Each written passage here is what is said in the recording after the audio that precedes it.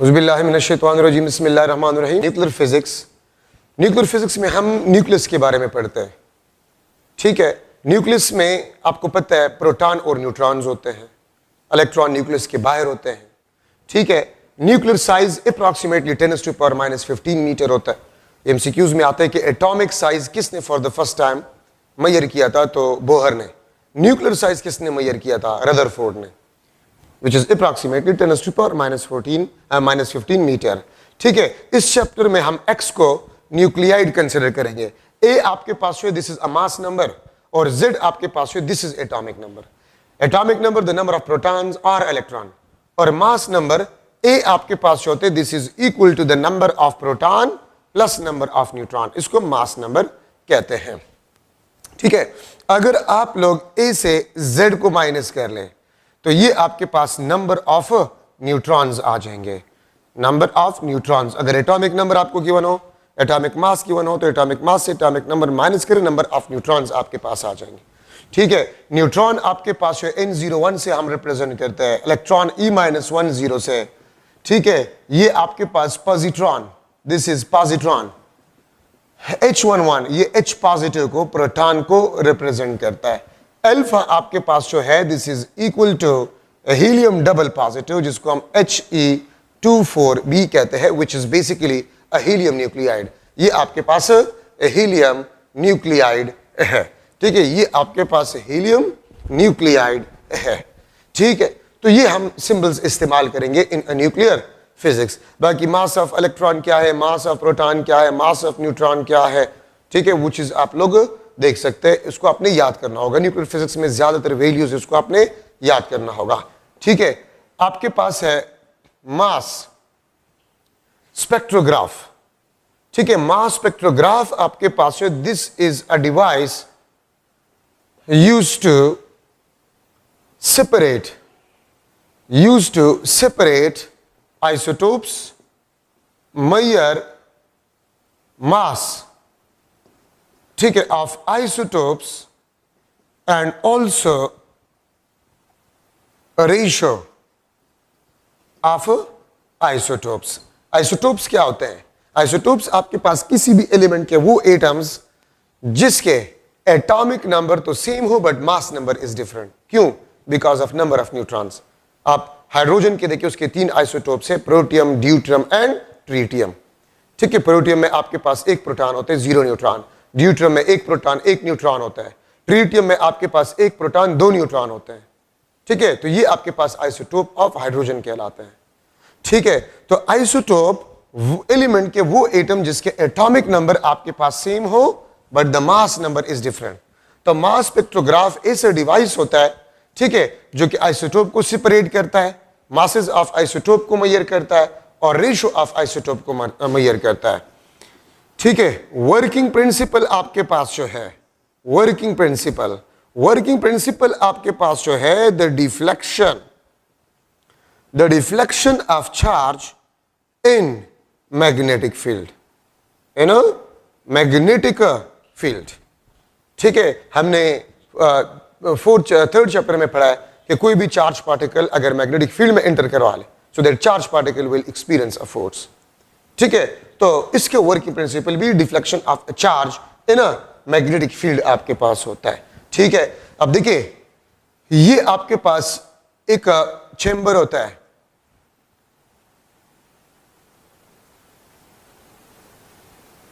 ठीक है, ये आपके पास चेंबर, ठीक है, यहां पर आपके पास ये मेटल चेंबर, मैं इसको लिख लेता हूं, this is the metal chamber.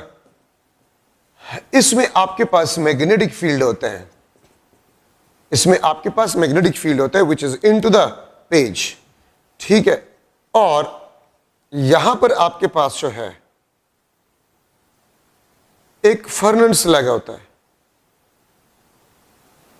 ठीक है, फर्नेस लगा होता है जिसमें से आपके पास एलिमेंट पड़ा होता है और ये आपके पास फर्नेस होता है।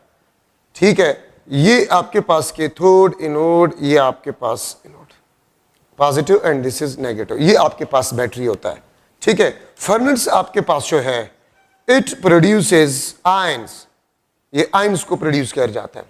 ठीक है, और देखिए ये फर्नेस आपके पास ये पॉजिटिवली चार्ज होता है, एनोड होता है, ठीक है। तो यहां पर जब आयंस बन जाते हैं, it is accelerated toward the metal chamber, ठीक है। ये मेटल चैम्बर की तरफ जो है वो एक्सेलरेट हो जाते हैं, ठीक है। यहां पर एक स्क्रीन लगा होता है, ये आपके पास जो है स्क्रीन, दिस इज स्क्रीन, ठीक है। यहां पर जो आयंस होते हैं इट विल बी सेपरेट, ये सेपरेट हो जाते हैं। ये आपके पास प्रोटियम, ये आपके पास ड्यूट्रियम, ये आपके पास ट्रिटियम। अगर आपको याद हो तो हमने एक इक्वेशन डिस्कस किया था, R is equal to mv divide by QB, radius of circular trajectory of a charge particle, ठीक है। या अगर आप लोगों को याद हो, R is equal to 2Q capital V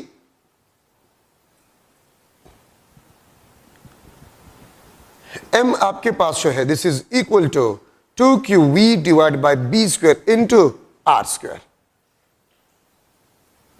ठीक है। ये इक्वेशन आपके पास नहीं है, R is equal to MV divide by QB, ठीक है। तो यहां से आप देख सकते हैं R is directly proportional to the mass. This is the radius of a circular trajectory, radius of a circular trajectory, ठीक है। यहां से आप देख सकते हैं कि radius of a charge particle is directly proportional to the mass, ठीक है। तो देखिए ये आपके पास प्रोटियम, ये आपके पास ड्यूट्रियम, ये आपके पास ट्रिटियम है, दिस इज ट्रिटियम, ठीक है। तो जिसका मास ज्यादा होगा उसका रेडियस ज्यादा होगा, वो ज्यादा रेडियस से डिफ्लेक्ट होगा। तो देखिए जब ये आयन बीम, ये आपके पास आयन बीम है, फॉर एग्जांपल ये हाइड्रोजन का आयन बीम है, ठीक है।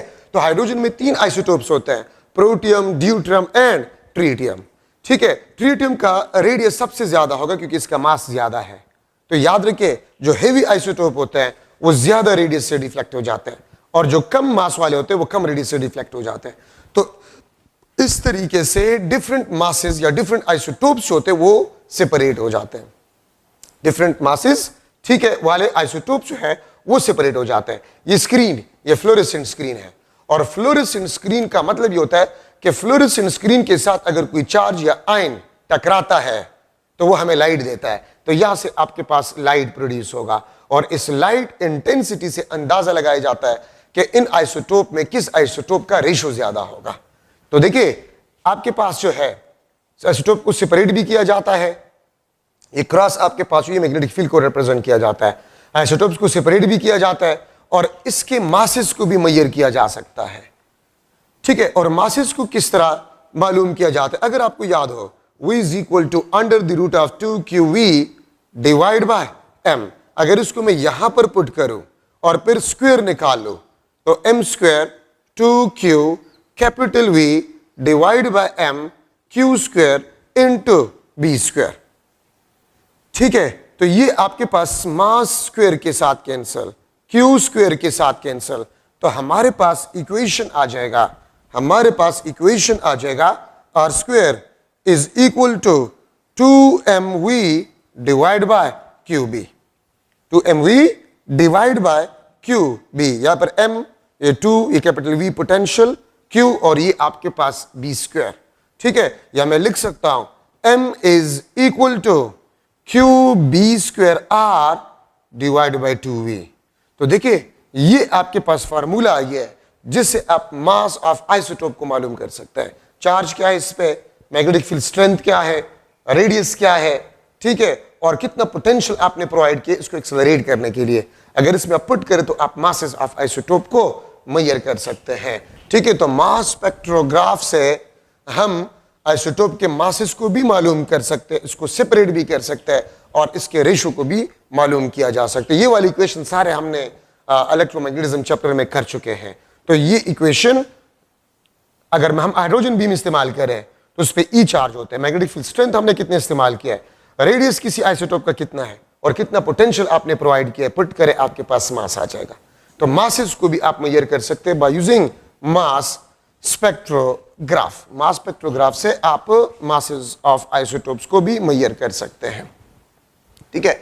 अच्छा, अब यहां पर हम डिस्कस कर रहे हैं यूनिफाइड मास या इसको हम एटॉमिक मास यूनिट बी कहते हैं। इसको हम एटॉमिक मास यूनिट बी कहते हैं, AMU, एटॉमिक मास यूनिट, या इसको हम यूनिफाइड मास भी कहते हैं। ठीक है, ये बात याद रखें। तो 1 AMU जिसको हम 1U भी लिखते हैं, this is equal to 1 divide by 12 of mass of carbon 12, mass of carbon 12। अगर इसको आप सॉल्व करें, आपके बुक में मौजूद है 1 यूनिफाइड मास आपके पास जो है 1.66 multiply by 10 to power -27 kilogram. तो एटॉमिक मास यूनिट आपके पास जो है, एटॉमिक मास यूनिट आपके पास जो है, ठीक है, वो 1.66 multiply by 10 to power -27 kilogram के बराबर होता है। ठीक है, तो इंटर कन्वर्जन आप इस तरह कर सकते हैं, for inter conversion n times of 1U is equal to n times of 1.66 multiplied by 10 to power -27 kilogram. ठीक है, तो आप इंटर कन्वर्जन कर सकते हैं। यूनिफाइड मास 10 यूनिफाइड मास कितने किलोग्राम के बराबर होगा, तो आप दोनों साइड पे 10 को मल्टीप्लाई कर लें। ठीक है, तो यूनिफाइड मास से आप किलोग्राम में जा सकते हैं। ठीक है, अब आप अगर बुक में देखें तो इलेक्ट्रॉन, प्रोटॉन और न्यूट्रॉन की यूनिफाइड मासेस आपको गिवन है, वो आप लोगों ने याद करने होंगे। ठीक है, उसका कोई ट्रिक नहीं है, इलेक्ट्रॉन का क्या है, प्रोटॉन का क्या है, वो आपने याद करने होंगे। अब इसका equivalence energy of 1 unified mass, तो E is equal to mc square में अगर आप लोग 1.66 multiply by 10 to power -27 kilogram और 3 multiply by 10 to power 8 square, अगर इसको आप इसमें पुट कर ले तो एनर्जी आपके पास आ जाएगा 1.49 multiply by 10 to the power -10 joule. ठीक है, ये आपके पास 1 यूनिफाइड मास का एनर्जी होगा, E is equal to mc square. ठीक है, तो ये आपके पास यूनिफाइड मास का एनर्जी है। ठीक है, तो मैं इसको लिख सकता हूं 1U कितना एनर्जी आपको देगा, ठीक है, वो आप इस तरह लिख सकते हैं 1.49 multiply by 10 to power -10 joule. Inter conversion के लिए n times of 1U is equal to n times of 1.49 multiply by 10 to power -10 joule. 10 unified mass कितने जॉल के बराबर है, तो 10 आप दोनों साइड पे मल्टीप्लाई करें। ठीक है, 1 यूनिफाइड मास अगर आप इलेक्ट्रॉन वोल्ट में इसको कन्वर्ट करें तो 931 मेगा इलेक्ट्रॉन वोल्ट एनर्जी आपको एक यूनिफाइड मास देगा। ठीक है, और अगर आप इंटर कन्वर्जन करें n टाइम्स ऑफ 1U, ये आपके पास n times of 931 mega electron volt आपके पास होगा। तो यूनिफाइड मास आपको जॉल में कितना एनर्जी देगा, तो 1 यूनिफाइड मास आपको 1.49 multiply by 10 to power -10 joule energy देगा। मेगा इलेक्ट्रॉन वोल्ट में कितनी एनर्जी देगा, 931 मेगा इलेक्ट्रॉन वोल्ट देगा। ये वैल्यूज आपने याद करने होंगे, इसका कोई ट्रिक नहीं है, ना कोई कंसेप्ट है कि मैं आपको सिखा दूं। ठीक है, तो ये आपने याद ही करने होंगे। तो यूनिफाइड मास एटॉमिक लेवल पे यूनिट ऑफ मास है।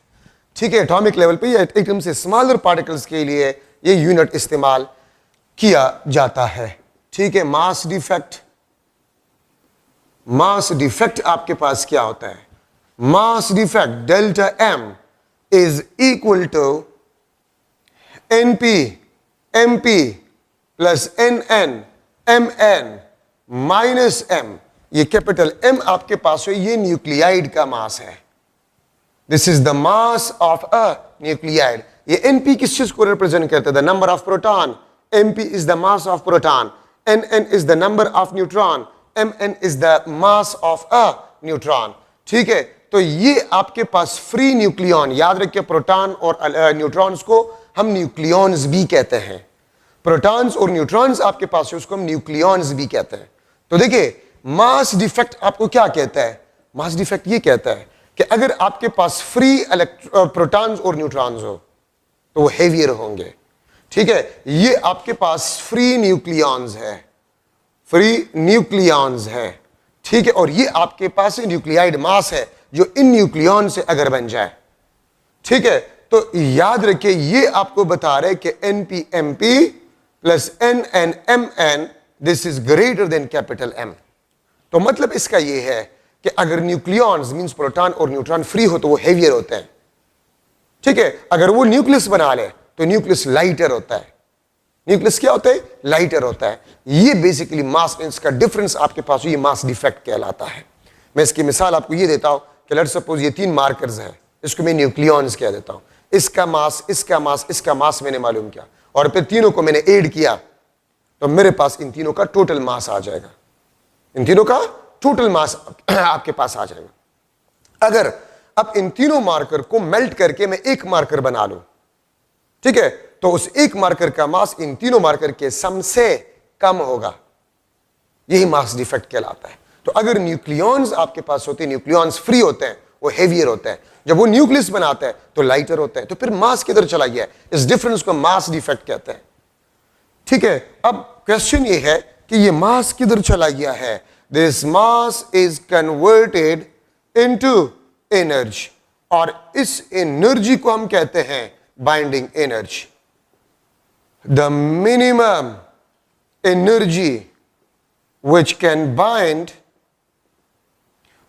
bind nucleons in a nucleus, ठीक है, वो कम से कम एनर्जी जो न्यूक्लियॉन्स को न्यूक्लियस में बाइंड रखता है। तो जो मास डिफेक्ट है वो मास बेसिकली एनर्जी में कन्वर्ट हो गया और वो एनर्जी रिस्पॉन्सिबल है न्यूक्लियॉन्स को बाइंड रखने के लिए, तो वो बाइंडिंग एनर्जी कहलाता है। या मैं इसको इस तरह भी डिफाइन कर सकता हूं, वो कम से कम एनर्जी अगर हम दे न्यूक्लियॉन्स को और न्यूक्लियॉन्स को वो स्प्लिट करे, फ्री करे, वो कम से कम एनर्जी बाइंडिंग एनर्जी कहलाता है। वो कम से कम एनर्जी जो आप न्यूक्लियॉन्स को दे और न्यूक्लियॉन्स को वो स्प्लिट करे, वो बाइंडिंग एनर्जी कहलाता है। या वो कम से कम एनर्जी, ठीक है, जिसकी वजह से न्यूक्लियॉन्स न्यूक्लियस में बाइंड हो, वो बाइंडिंग एनर्जी कहलाता है, ठीक है। Delta EB delta MC²। तो जो मास में डिफरेंट आ रहे हैं, मास डिफेक्ट, वो बेसिकली एनर्जी में कन्वर्ट हो जाता है। और मैं इसको इस तरह भी लिख सकता हूं, NP-MP plus NN-MN minus M, ठीक है। और ये आपके पास C² बन जाएगा। तो जो मास डिफेक्ट होता है उसको अगर आप C² के साथ मल्टीप्लाई करें, वो एनर्जी बाइंडिंग एनर्जी कहलाता है और वही एनर्जी जो है वो न्यूक्लियन को बाइंड रखता है। तो जो मास में डिक्रीज आ जाते हैं बेसिकली, ठीक है, वो मास एनर्जी में कन्वर्ट हो जाता है और वही एनर्जी रिस्पॉन्सिबल होता है कि वो न्यूक्लियंस को बाइंड रखे इन न्यूक्लियस, ठीक है। तो इसको बेसिकली हम बाइंडिंग एनर्जी कहते हैं। और यहां से आप देख सकते हैं कि बाइंडिंग एनर्जी आपके पास जो है वो मास डिफेक्ट पे डिपेंडेंट है। जितना ज्यादा मास डिफेक्ट होगा उतना ज्यादा बाइंडिंग एनर्जी होगा, ठीक है। So binding energy is directly proportional to the mass defect. तो देखिए, वो न्यूक्लियॉन्स जो न्यूक्लियस बना लेते हैं, तो वो न्यूक्लियाइड लाइटर होते हैं, तो फिर मास किधर चला गया? वो एनर्जी में कन्वर्ट हो गया और वो एनर्जी क्या कहलाता है? बाइंडिंग एनर्जी कहलाता है, ठीक है। पेकिंग फ्रैक्शन, पेकिंग या आपके पास जो है बाइंडिंग फ्रैक्शन, पेकिंग फ्रैक्शन या आपके पास बाइंडिंग फ्रैक्शन, ठीक है। तो पेकिंग और बाइंडिंग फ्रैक्शन आपके पास जो है the energy, binding energy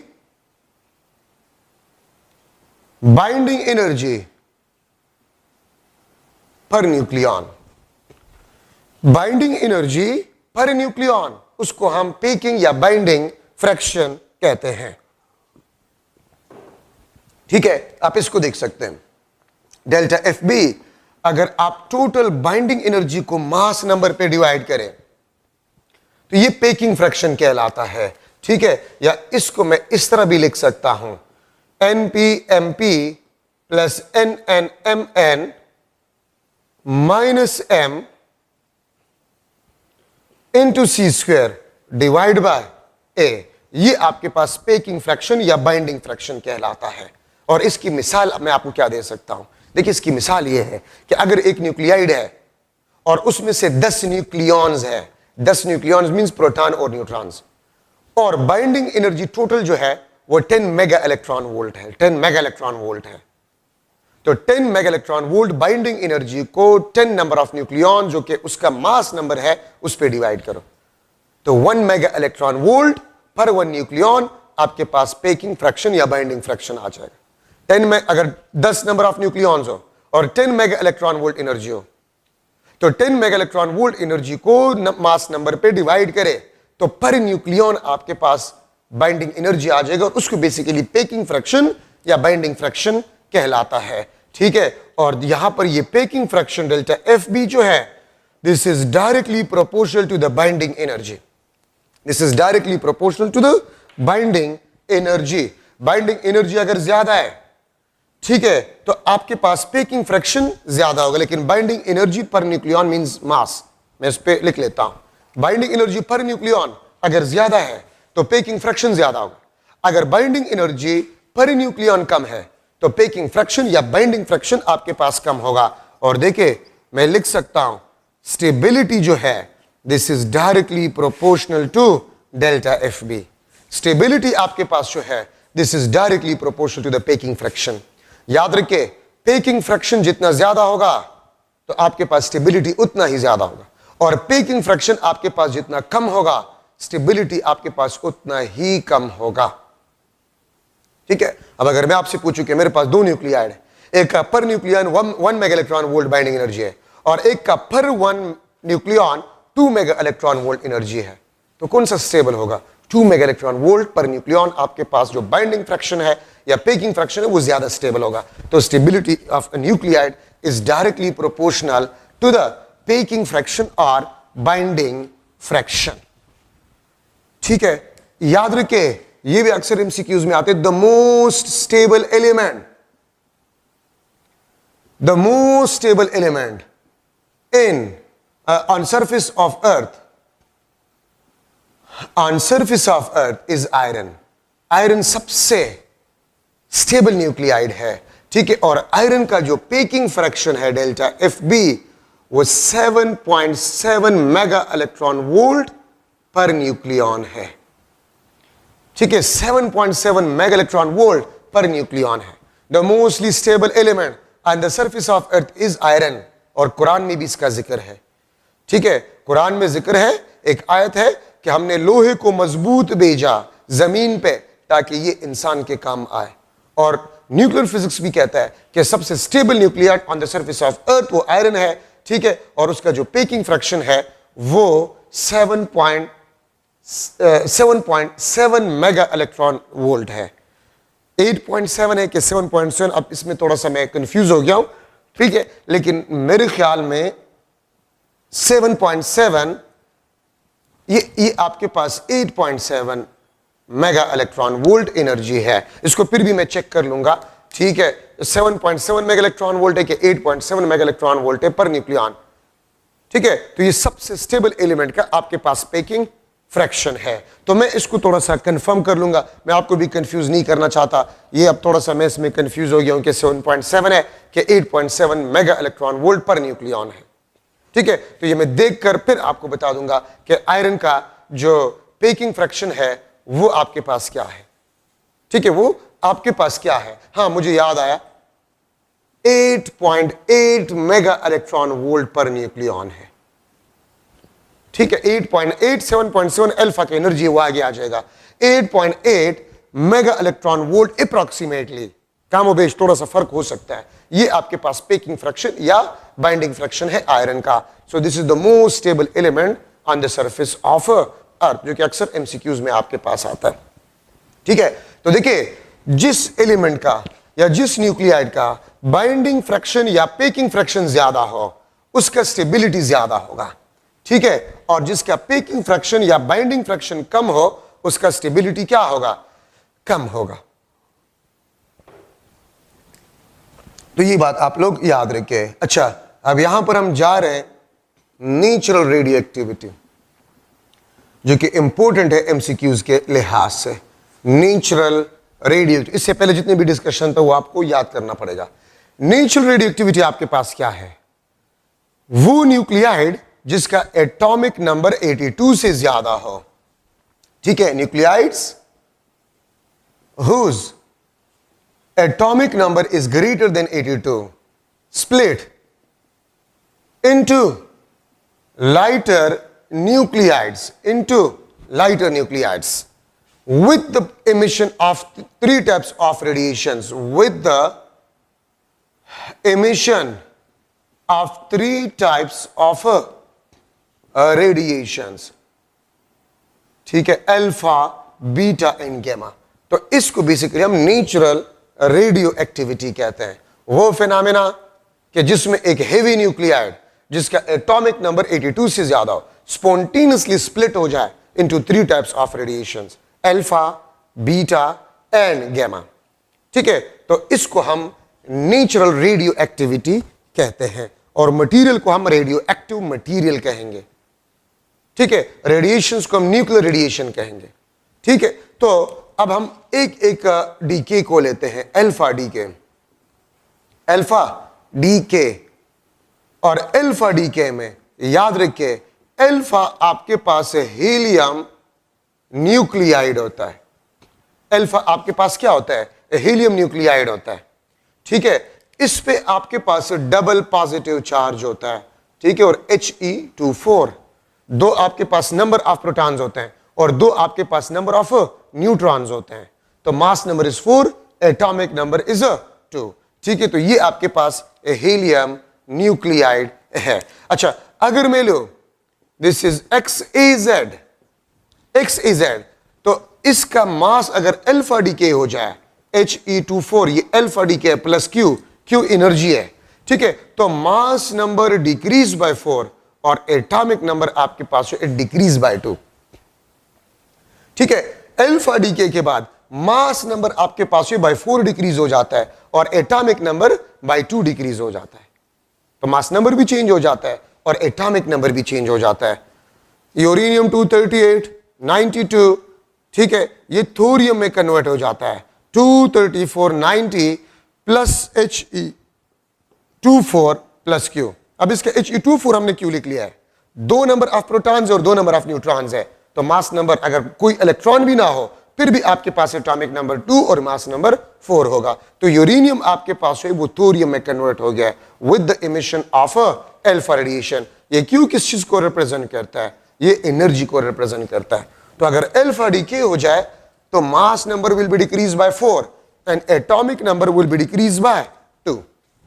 ठीक है, बीटा डीके, बीटा डीके दो किस्म के आपके पास होता है। बीटा नेगेटिव जो कि आपके पास इलेक्ट्रॉन होता है।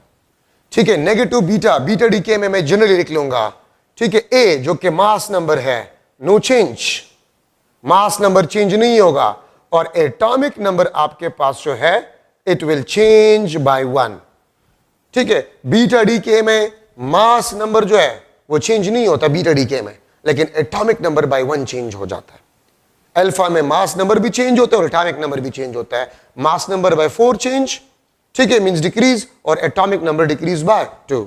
अच्छा, नेगेटिव बीटा डीके में, नेगेटिव बीटा डीके आपके पास क्या होता है? इलेक्ट्रॉन होता है। ठीक है, तो अगर मैं इसका रिएक्शन लिख लूं XAZ, XAZ, तो मास नंबर में कोई चेंज नहीं आएगा। ठीक है, और नेगेटिव बीटा डीके Z आपके पास जो है इसके साथ ये -1 अगर है तो 1 विल बी एडेड, Z+1 आपके पास हो जाएगा। नेगेटिव बीटा डीके में atomic number will be increase by 1। ठीक है, और इसके साथ एक दूसरा पार्टिकल भी प्रोड्यूस हो जाता है। ठीक है, जिसको हम एंटी न्यूट्रिनो कहते हैं, एंटी न्यूट्रिनो। तो बीटा डीके में एक दूसरा पार्टिकल भी प्रोड्यूस होता है, न्यूट्रिनो और एंटी न्यूट्रिनो, क्योंकि बीटा डीके दो किस्म के हैं। ठीक है, अच्छा, अब यहां पर आप देख सकते हैं नेगेटिव बीटा डीके में ऐसा क्या हो जाता है कि इलेक्ट्रॉन प्रोड्यूस हो जाता है, तो न्यूट्रॉन आपके पास जो है वो प्रोटॉन में कन्वर्ट हो जाता है। ठीक है, beta -10 plus anti neutrino plus आपके पास जो है Q। ठीक है, तो नेगेटिव बीटा डीके में न्यूट्रॉन आपके पास है वो प्रोटॉन में कन्वर्ट हो जाता है। तो नेगेटिव बीटा डीके में ये बात याद रखिए कि नेगेटिव बीटा डीके में नंबर ऑफ न्यूट्रॉन डिक्रीजेस और नंबर ऑफ प्रोटॉन्स इंक्रीजेस। ठीक है, नंबर ऑफ न्यूट्रॉन जो है इट विल बी डिक्रीजेस, ये आपके पास से डिक्रीज हो जाएंगे, और नंबर ऑफ प्रोटॉन्स आपके पास जो है वो इंक्रीज होते हैं। ठीक है, तो ये भी इसमें एक MCQ पॉइंट है in a negative beta decay. Second आपके पास जो है पॉजिटिव बीटा डीके, ये आपके पास पॉजिट्रॉन होता है। मोस्ट केसेस में नेगेटिव बीटा डीके होता है और बहुत कम केसेस में पॉजिटिव बीटा डीके होता है। अगर आपको बीटा डीके में बीटा पॉजिटिव और नेगेटिव के बारे में ना बताया गया हो तो फिर आप नेगेटिव बीटा डीके लेंगे, क्योंकि बीटा पॉजिटिव जो कि पॉजिट्रॉन होता है ये बहुत कम केसेस में प्रोड्यूस होता है। ठीक है, और इसमें क्या होता है, XaZ, this is a parent nuclide. A beta आपके पास positron plus neutrino plus Q। ठीक है, और अगर आपके पास ये +1 है तो एटॉमिक नंबर के साथ यहां पर -1 होगा। वहां पर -1 है नेगेटिव बीटा डीके में, तो Z के साथ +1 है। तो नेगेटिव बीटा डीके में एटॉमिक नंबर इंक्रीज बाय 1 और पॉजिटिव बीटा डीके में एटॉमिक नंबर डिक्रीजेस बाय 1। और इसमें प्रोटॉन आपके पास जो होता है it is decay into neutron, proton neutron में कन्वर्ट हो जाता है। बीटा पॉजिटिव ये आपके पास neutrino plus Q is the energy. ठीक है, तो नेगेटिव बीटा डीके में न्यूट्रॉन प्रोटॉन में कन्वर्ट हो जाता है और पॉजिटिव बीटा डीके में प्रोटॉन न्यूट्रॉन में कन्वर्ट हो जाता है। इसका मतलब ये है कि न्यूक्लियस में जो प्रोटॉन और न्यूट्रॉन होते हैं वो भी अनस्टेबल होते हैं। लेकिन अगर आपसे कोई पूछे कि न्यूट्रॉन और प्रोटॉन में कौन सा पार्टिकल ज्यादा अनस्टेबल है, तो न्यूट्रॉन आपके पास जो है वो ज्यादा अनस्टेबल है। क्यों? मोस्ट केसेस में नेगेटिव बीटा डीके होता है और बहुत कम केसेस में पॉजिटिव बीटा डीके होता है। ठीक है, ये बात आप लोग याद रखें।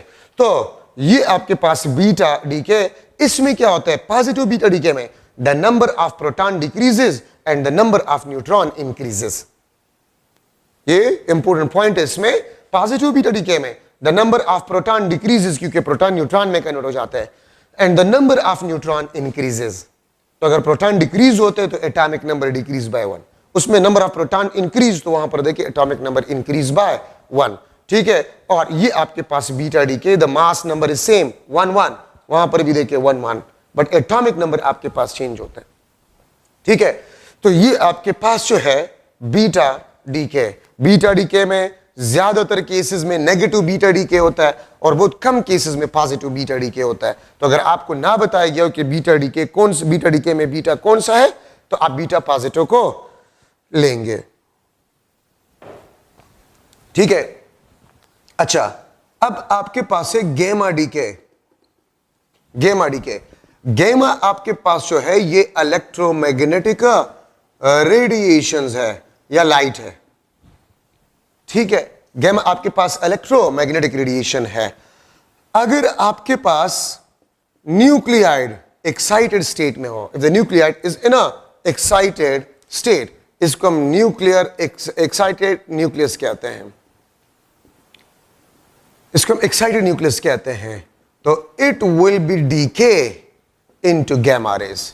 ठीक है, और गैमा रे आपके पास ये न्यूक्लियर, मैं यहां पर चले लिख लूंगा, गैमा का जो कास है वो न्यूक्लियर डी एक्साइटेशन है, वो न्यूक्लियर डी एक्साइटेशन है। गैमा रेज का जो कास आपके पास होता है वो न्यूक्लियर डी एक्साइटेशन होता है। जिस तरह इलेक्ट्रॉन के एनर्जी लेवल्स होते हैं, इसी तरह न्यूक्लियॉन्स के लिए भी एनर्जी लेवल्स होते हैं। अगर एक न्यूक्लियॉन मींस प्रोटॉन या न्यूट्रॉन हाई एनर्जी लेवल में न्यूक्लियस में हाई एनर्जी से लो एनर्जी में आ जाए तो वो हमें गैमा रेज देगा। अगर ये आपके पास न्यूक्लियस है तो न्यूक्लियस में भी एनर्जी लेवल्स होते हैं। ठीक है, अगर एक प्रोटॉन या न्यूट्रॉन हाई एनर्जी से लो एनर्जी में आ जाए तो ये हमें गैमा रे देगा। ये स्टेरिक किस चीज को रिप्रेजेंट करते हैं, न्यूक्लियर एक्साइटेड स्टेट। अगर अल्फा डीके हो जाए या बीटा डीके हो जाए तो इससे जो हीट एनर्जी प्रोड्यूस होता है या एनर्जी प्रोड्यूस होता है वो एनर्जी इस न्यूक्लियस को एक्साइट कर सकता है। और अगर न्यूक्लियस को एक्साइट करेगा तो जब वो डी एक्साइट होगा तो हमें गैमा रेज देगा। अल्फा, बीटा और गैमा तीनों आपके पास न्यूक्लियर रेडिएशंस कहलाते हैं। इसमें सबसे हेवियर अल्फा है, सबसे लाइटर आपके पास है वो गैमा है। ठीक है, ये बात याद रखें। अच्छा, अब इसमें अगर मैं एक एमसीक्यू लिख लो कि आपके पास है X284, ठीक है, और एटॉमिक नंबर लेट सपोज मैं 89 लिख लेता हूं। Decay 2 alpha 3 beta and 5 gamma. Then daughter nucleide, then daughter nucleide will be dash. ये पेरेंट न्यूक्लियाइड है. अगर ये 2 अल्फा करे, 3 बीटा और 5 गैमा, तो फिर आपके पास जो है डॉटर न्यूक्लियाइड क्या होगा? तो 284, ये मैं लिख लूंगा 276, ठीक है, और 89 आपके पास -4, ये आपके पास 83, 276,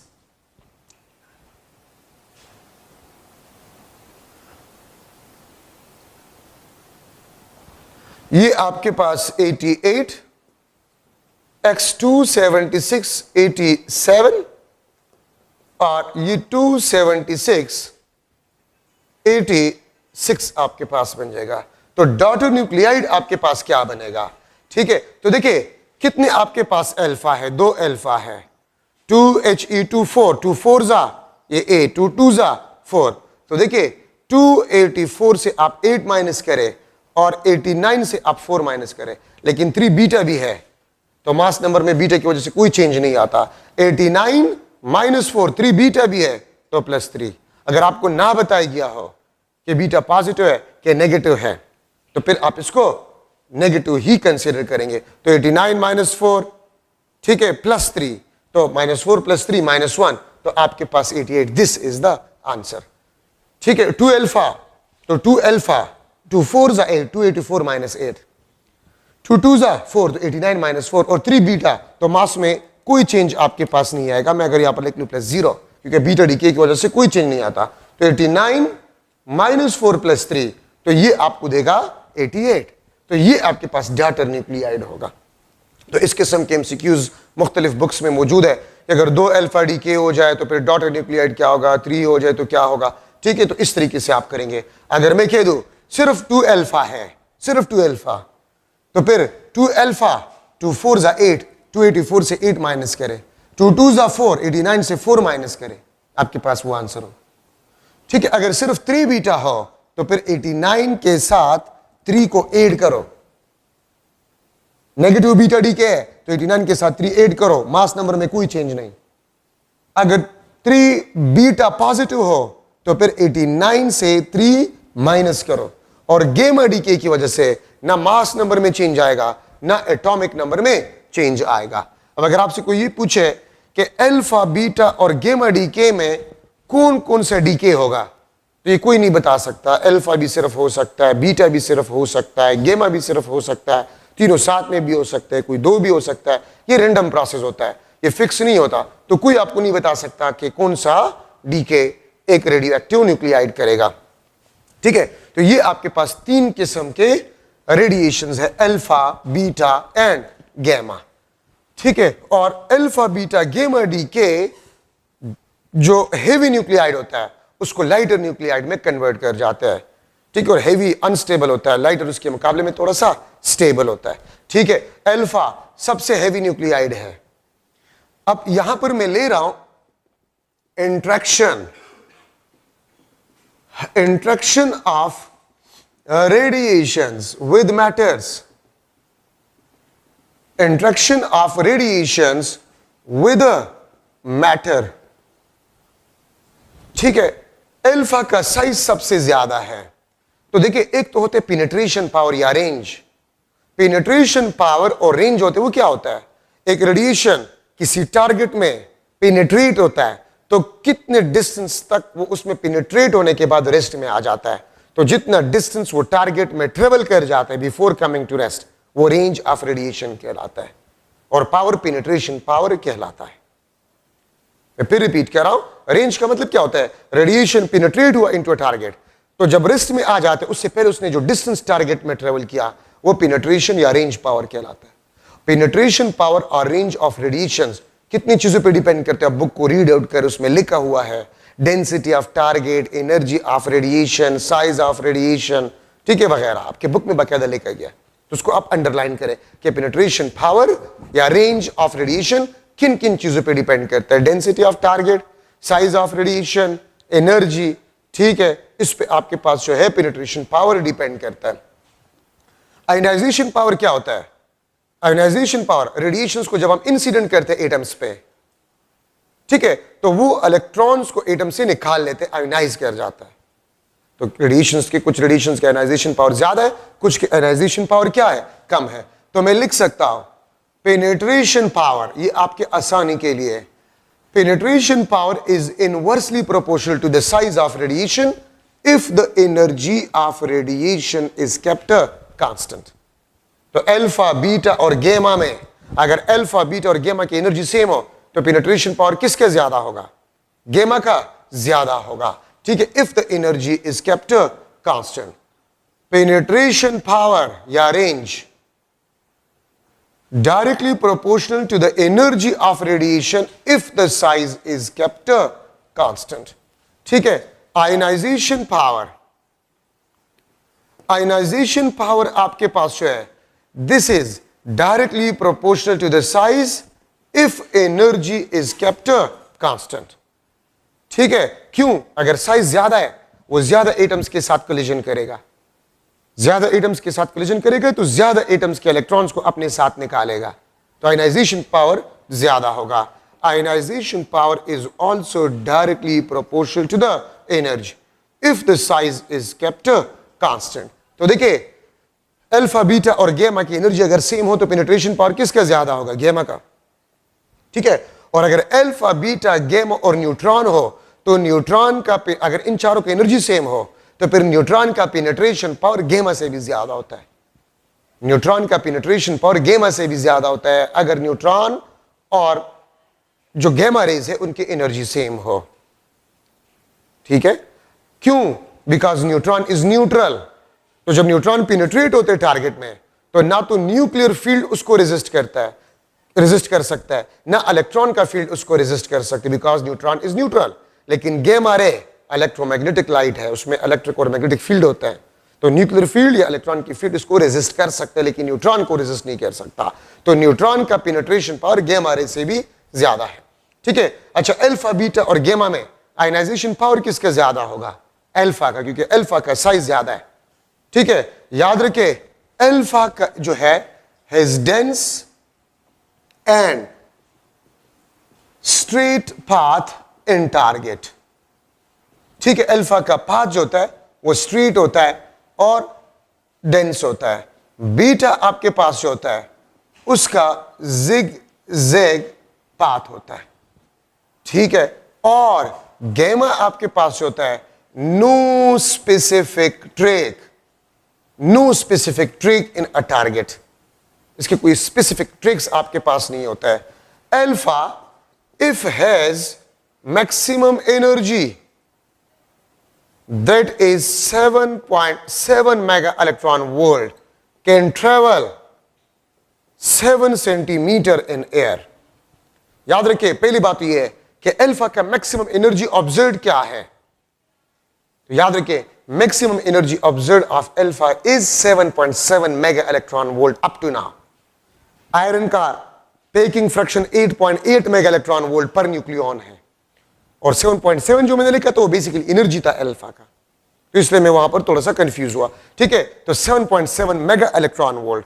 बीटा जो है इट हैज 100 टाइम्स मोर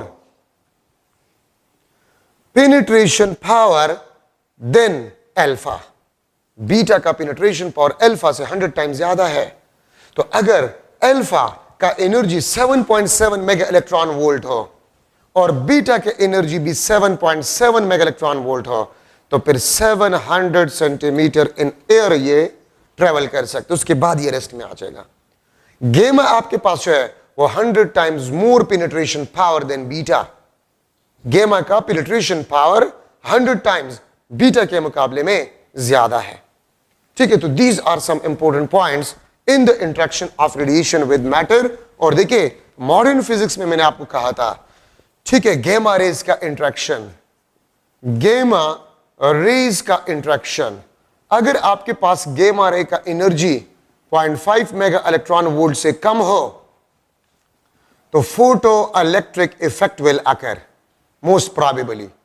अगर एनर्जी 0.5 मेगा इलेक्ट्रॉन वोल्ट से ज्यादा हो और 1.02 से कम हो तो मोस्ट प्रोबेबली कॉम्पटन इफेक्ट आपके पास होगा। ठीक है, और एनर्जी अगर 0.5 मेगा इलेक्ट्रॉन वोल्ट से ज्यादा 1.02 मेगा इलेक्ट्रॉन वोल्ट से ज्यादा हो या उसके बराबर हो तो pair production will occur. Pair production आपके पास जो है वो होगा, गामा रेज का इंटरेक्शन विद मैटर। ठीक है, so these are the important points in the interaction of radiations with matter, alpha beta gamma. ठीक है, न्यूट्रॉन, ठीक है, न्यूट्रॉन भी आपके पास न्यूक्लियर रेडिएशंस में आते हैं, अल्फा बीटा गामा। ठीक है, और न्यूट्रॉन ये भी आपके पास न्यूक्लियर रेडिएशंस में आते हैं। और न्यूट्रॉन किस बेस पे न्यूक्लियर रेडिएशंस है वो आपके पास फिजन में आ जाएगा। फिजन में हम पढ़ेंगे कि फिजन रिएक्शन में न्यूट्रॉन्स आपके पास है वो प्रोड्यूस होते हैं। ठीक है, तो ये आपके पास इसमें जरूरी पॉइंट्स है। ठीक है, कि आपके पास alpha beta gamma penetration power किसका ज्यादा होगा वगैरह वगैरह। ठीक है, तो ये आपके पास इसमें जरूरी पॉइंट्स है। अच्छा, डीके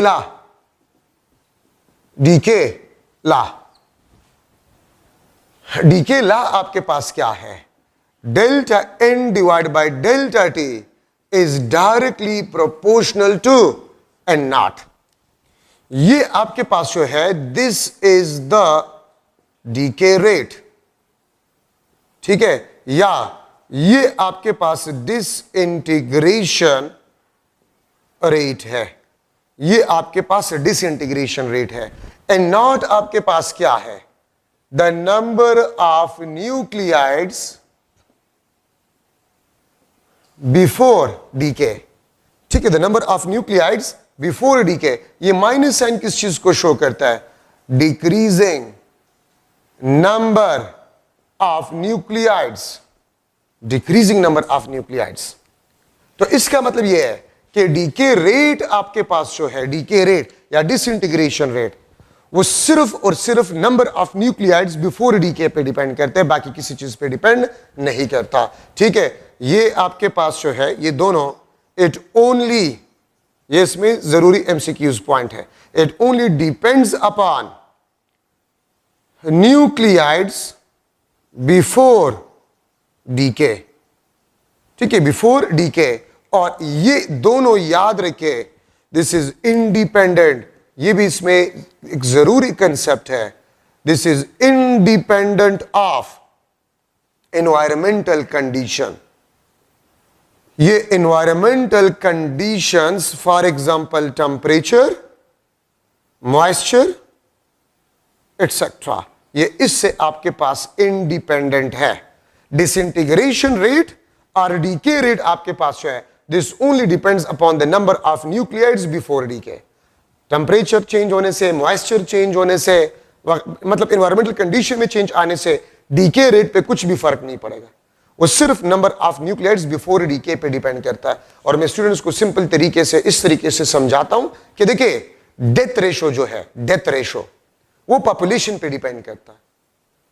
अगर एक शहर है उसमें पॉपुलेशन ज्यादा है तो डेथ रेशो भी ज्यादा होगा, और अगर पॉपुलेशन कम है तो डेथ रेशो भी कम होगा।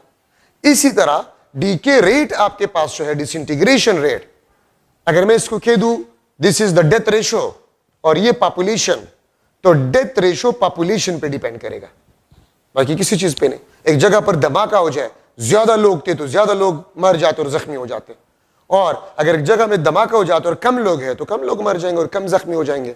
तो इसका मतलब है कि जिस तरह डेथ रेशो पॉपुलेशन पे डिपेंड करता है, इसी तरह डीके रेट भी सिर्फ पॉपुलेशन पे डिपेंड करता है, ये एनवायरमेंटल कंडीशन से इंडिपेंडेंट होता है। ठीक है, अच्छा ये बात याद रखिए कि डीके आपके पास जो होते हैं this is a random process, ये रैंडम प्रोसेस है। मतलब अगर एक न्यूक्लियाइड में, अगर एक रेडियोएक्टिव मटेरियल में 100 न्यूक्लियाइड्स है, कौन सा पहले डीके होगा ये कोई नहीं बता सकता। जिस तरह हम कहते हैं कि इंसानों में पहले कौन मरेगा ये कोई नहीं बता सकता। ठीक है, तो बूढ़े जो है वो जवान होते, जो जिंदा होते हैं, जवान जो है वो मर जाते हैं, बच्चे जो है वो मर जाते हैं। तो जिस तरह मौत रैंडम है, इस तरह डीके रेट भी आपके पास रैंडम है। और 100% डीके टाइम वो आपके पास कितना होगा? वो आपके पास इनफाइनाइट टाइम लेगा, इनफाइनाइट टाइम लेगा 100% डीके। सब दुनिया के इंसान कब मरेंगे, क़यामत कब आएगी, कोई नहीं बता सकता, इनफाइनाइट टाइम। तो 100% डीके कब होगा किसी मटेरियल का, ये कोई नहीं बता सकता। इनफाइनाइट टाइम जो है वो ये लेता है। ठीक है, तो delta N divide by delta T is equal to minus lambda N naught. ठीक है, ये आपके पास एक्टिविटी कांस्टेंट है, delta N divide by delta T divide by N naught. इसको बेसिकली हम कहते हैं दिस इज द एक्टिविटी या डीके कांस्टेंट। ये आपके पास एक्टिविटी और डीके कांस्टेंट है। The ratio of disintegration rate to the number of nuclides before decay. The ratio of number of nuclide rate with the number of nuclides before decay, इसको हम activity या decay constant कहते हैं। और याद रखिए ये नेचर ऑफ मटेरियल पे डिपेंड करता है। तो डीके रेट दो चीजों पे डिपेंड करता है, एक तो before decay number of nuclides और एक नेचर। कुछ ऐसे न्यूक्लियाइड्स होते हैं वो स्टेबल होता है, उसका डीके रेट कम होता है, कुछ ऐसे होते हैं बहुत ज्यादा अनस्टेबल होते हैं, उसका डीके रेट ज्यादा होता है। तो लिम्डा नेचर को बेसिकली रिप्रेजेंट करता है। ठीक है, और लिम्डा का जो यूनिट है, इसका यूनिट आपके पास जो है डीके पर सेकंड, जिसको हम बैक्वेरल बी कहते हैं। 1 decay per second, this is equal to 1 becquerel. अगर एक डीके 1 सेकंड में हो तो हम इसको 1 बैक्वेरल कहते हैं। तो becquerel is the unit of a activity constant और डीके कांस्टेंट। इसका जो लार्ज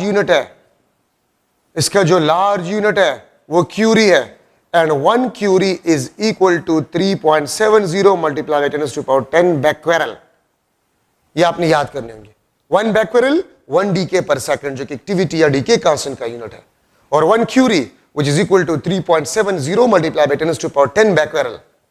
ठीक है, तो ये इसके यूनिट्स आपके पास है, और इसका डेफिनेशन ये है the ratio of decay rate per unit number of nuclides before decay. इसको हम एक्टिविटी कांस्टेंट या डीके कांस्टेंट कहते हैं।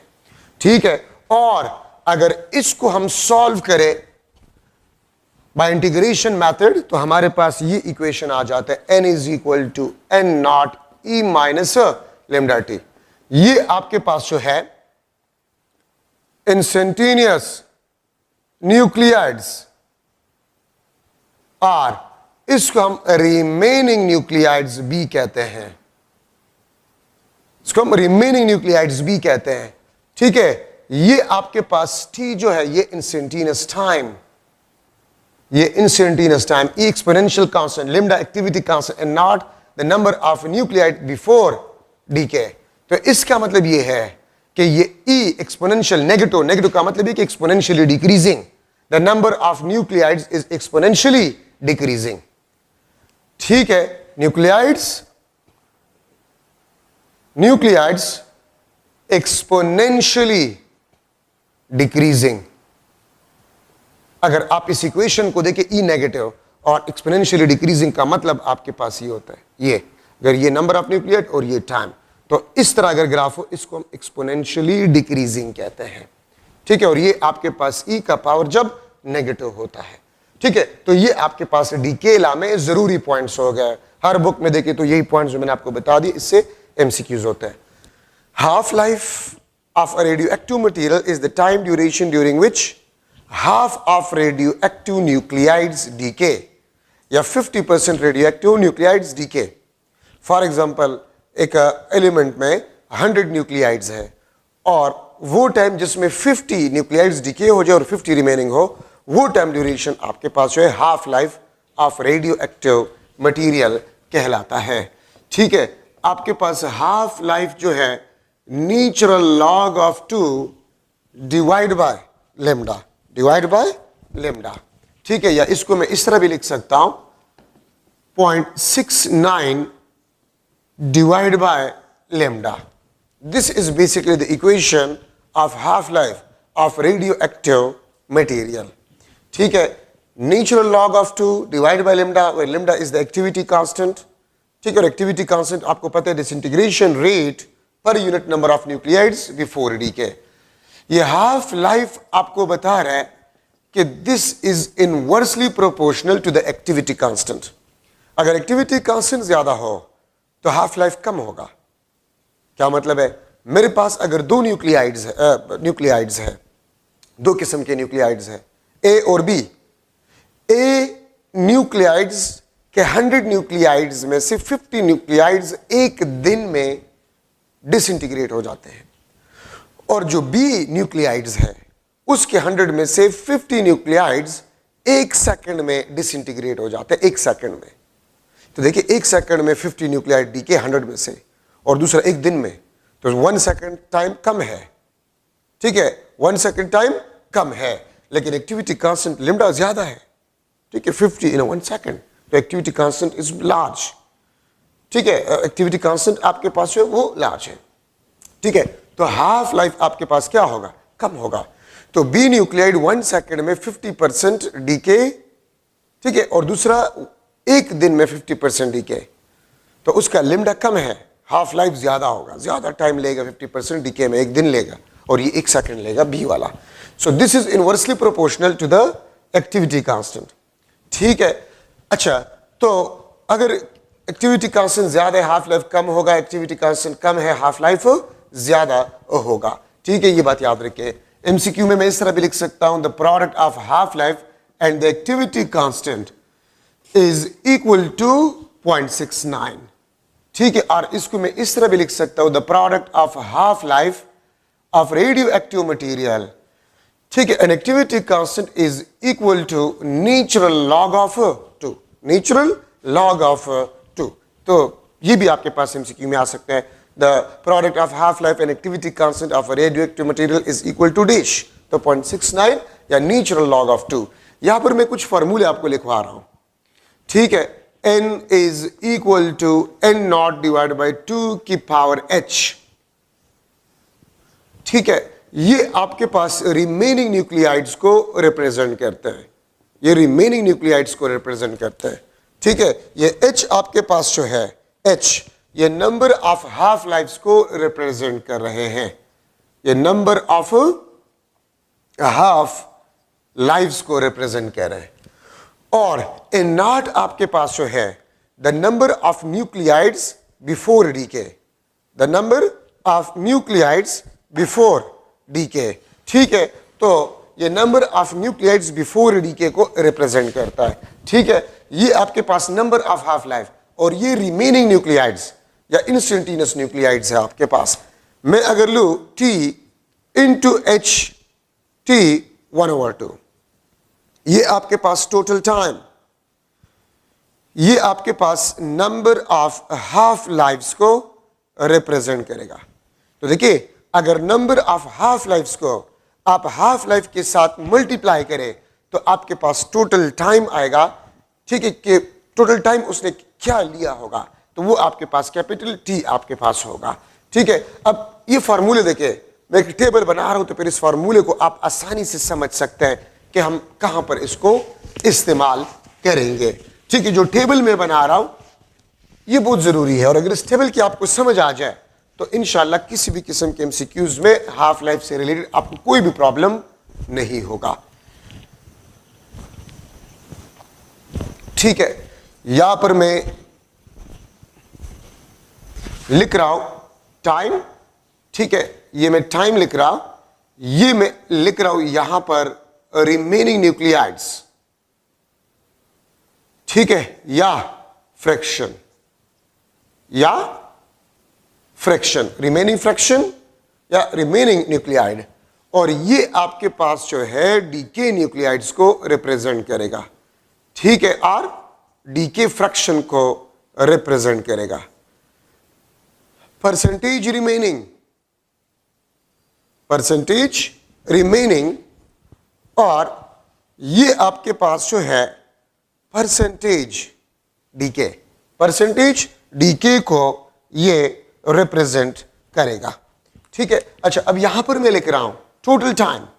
अगर मैं लिख लो 1T1/2 means after first half life, after second half life, after third half life, after fourth half life, ठीक है, आफ्टर 5th हाफ लाइफ इस तरह जाते जाए।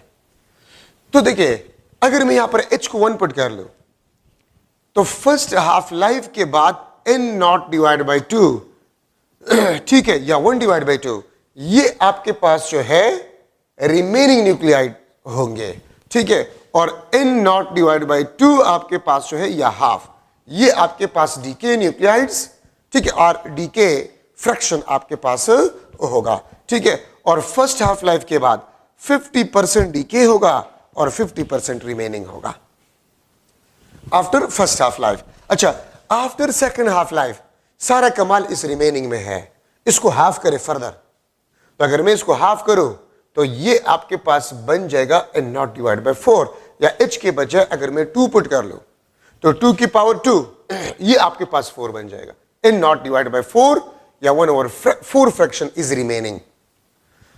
फर्स्ट हाफ लाइफ के बाद आपके पास हाफ रिमेनिंग है, तो हाफ डीके, तो देखिए अब आपके पास कितना रिमेनिंग है, हाफ है ना, तो अगर आपके पास हाफ है सेकंड हाफ लाइफ बाद इसको हाफ करो, तो अगर हाफ को आप हाफ करें 1/4, फिर 1/4 को अगर आप हाफ करें थर्ड हाफ लाइफ 1/8, ठीक है, थर्ड हाफ लाइफ इसको फर्दर हाफ करें n नॉट डिवाइड बाई 8 या 1 डिवाइड बाई 8, अगर 4 हाफ लाइफ इसको फर्दर हाफ करें n नॉट डिवाइड बाई 16, ठीक है, ये आपके पास 1/16 फ्रैक्शन रिमेनिंग होगा।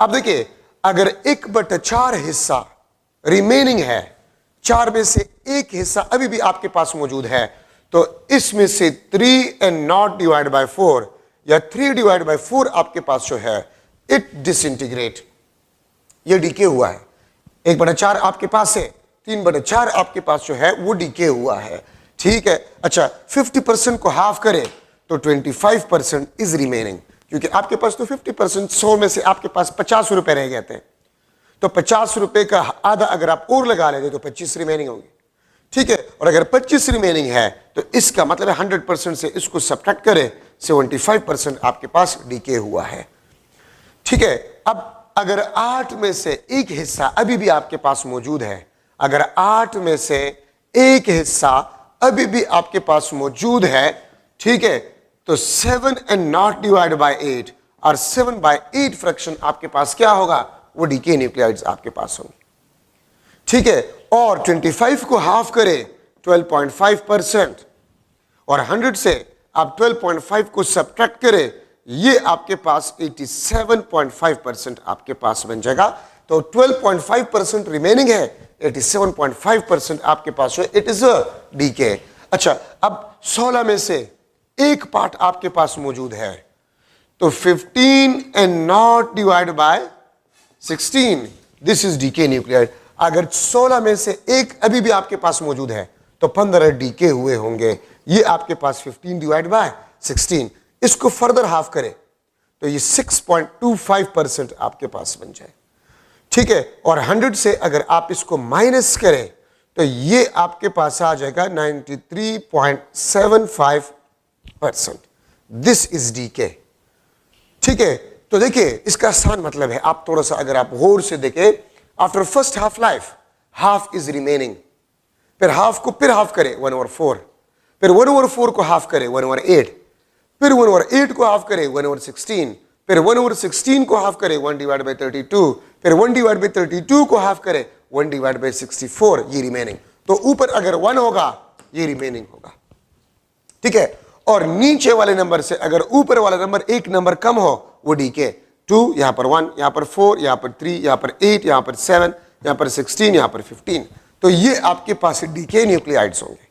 फर्स्ट हाफ लाइफ के बाद 50% आपके पास क्या है, रिमेनिंग, फिर 50% को फर्दर आप लोग हाफ करें, तो अगर आप फर्दर इसको हाफ करें 50% को तो ये 25% आपके पास बन जाएगा, इसको फर्दर हाफ करें 12.5%, इसको फर्दर हाफ करें 6.25% रिमेनिंग, 6.25% को फिर हाफ करें 3.125%, और उसको आप 100 से माइनस करें तो 50, 75, 87.5, 93.75 इस तरह जाते जाए, ठीक है। तो ये आपके पास काफी इंपॉर्टेंट आपके पास जो है डिस्कशन है। अगर मैं इसको जनरली लिख लूं तो 1 डिवाइड बाई n की पावर h, ये आपके पास रिमेनिंग, ये आपके पास रिमेनिंग, और अगर आप इसको देख ले, मैं ऊपर अगर लिख लेता हूं n की power h minus 1 divide bye n की पावर h, ये आपके पास डीके है। आप देखिए ना, n की पावर h 16, n की पावर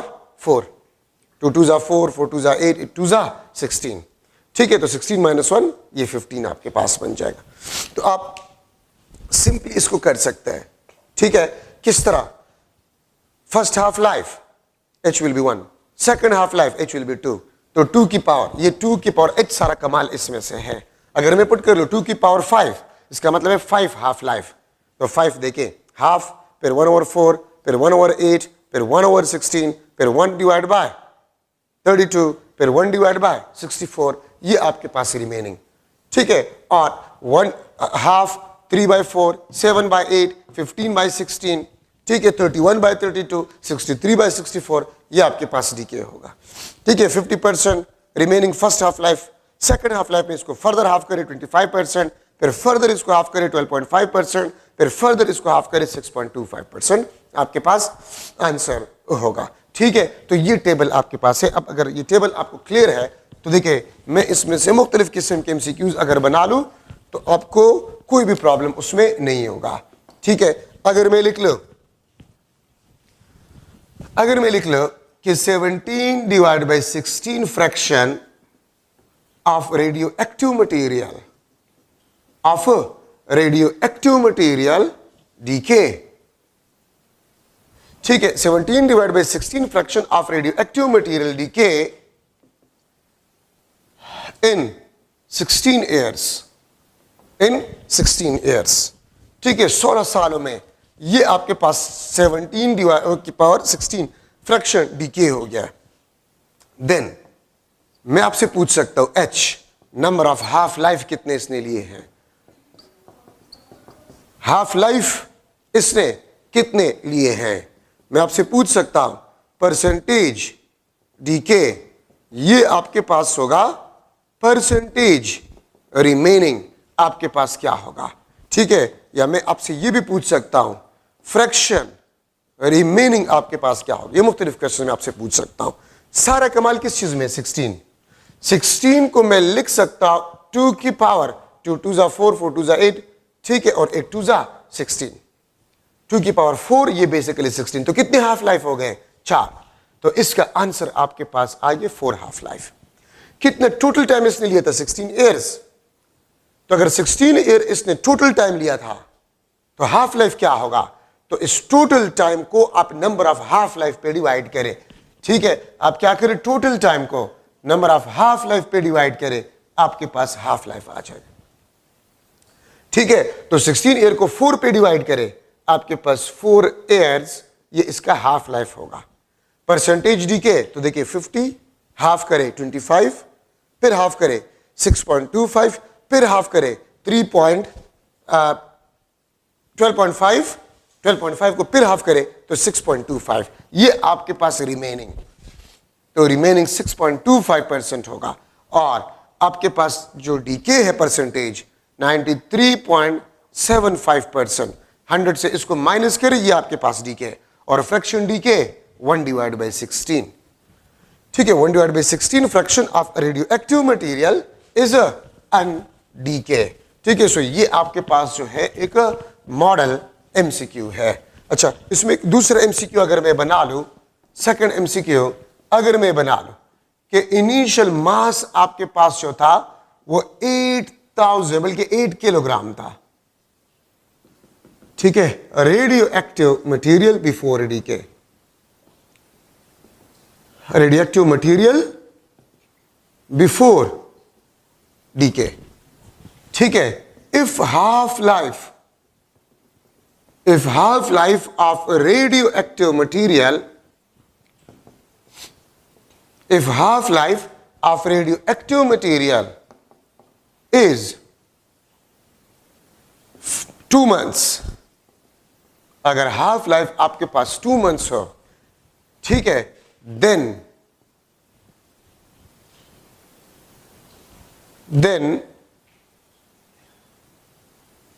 how much time, ठीक है, बल्कि मैं इस तरह लिख लूंगा 2 months if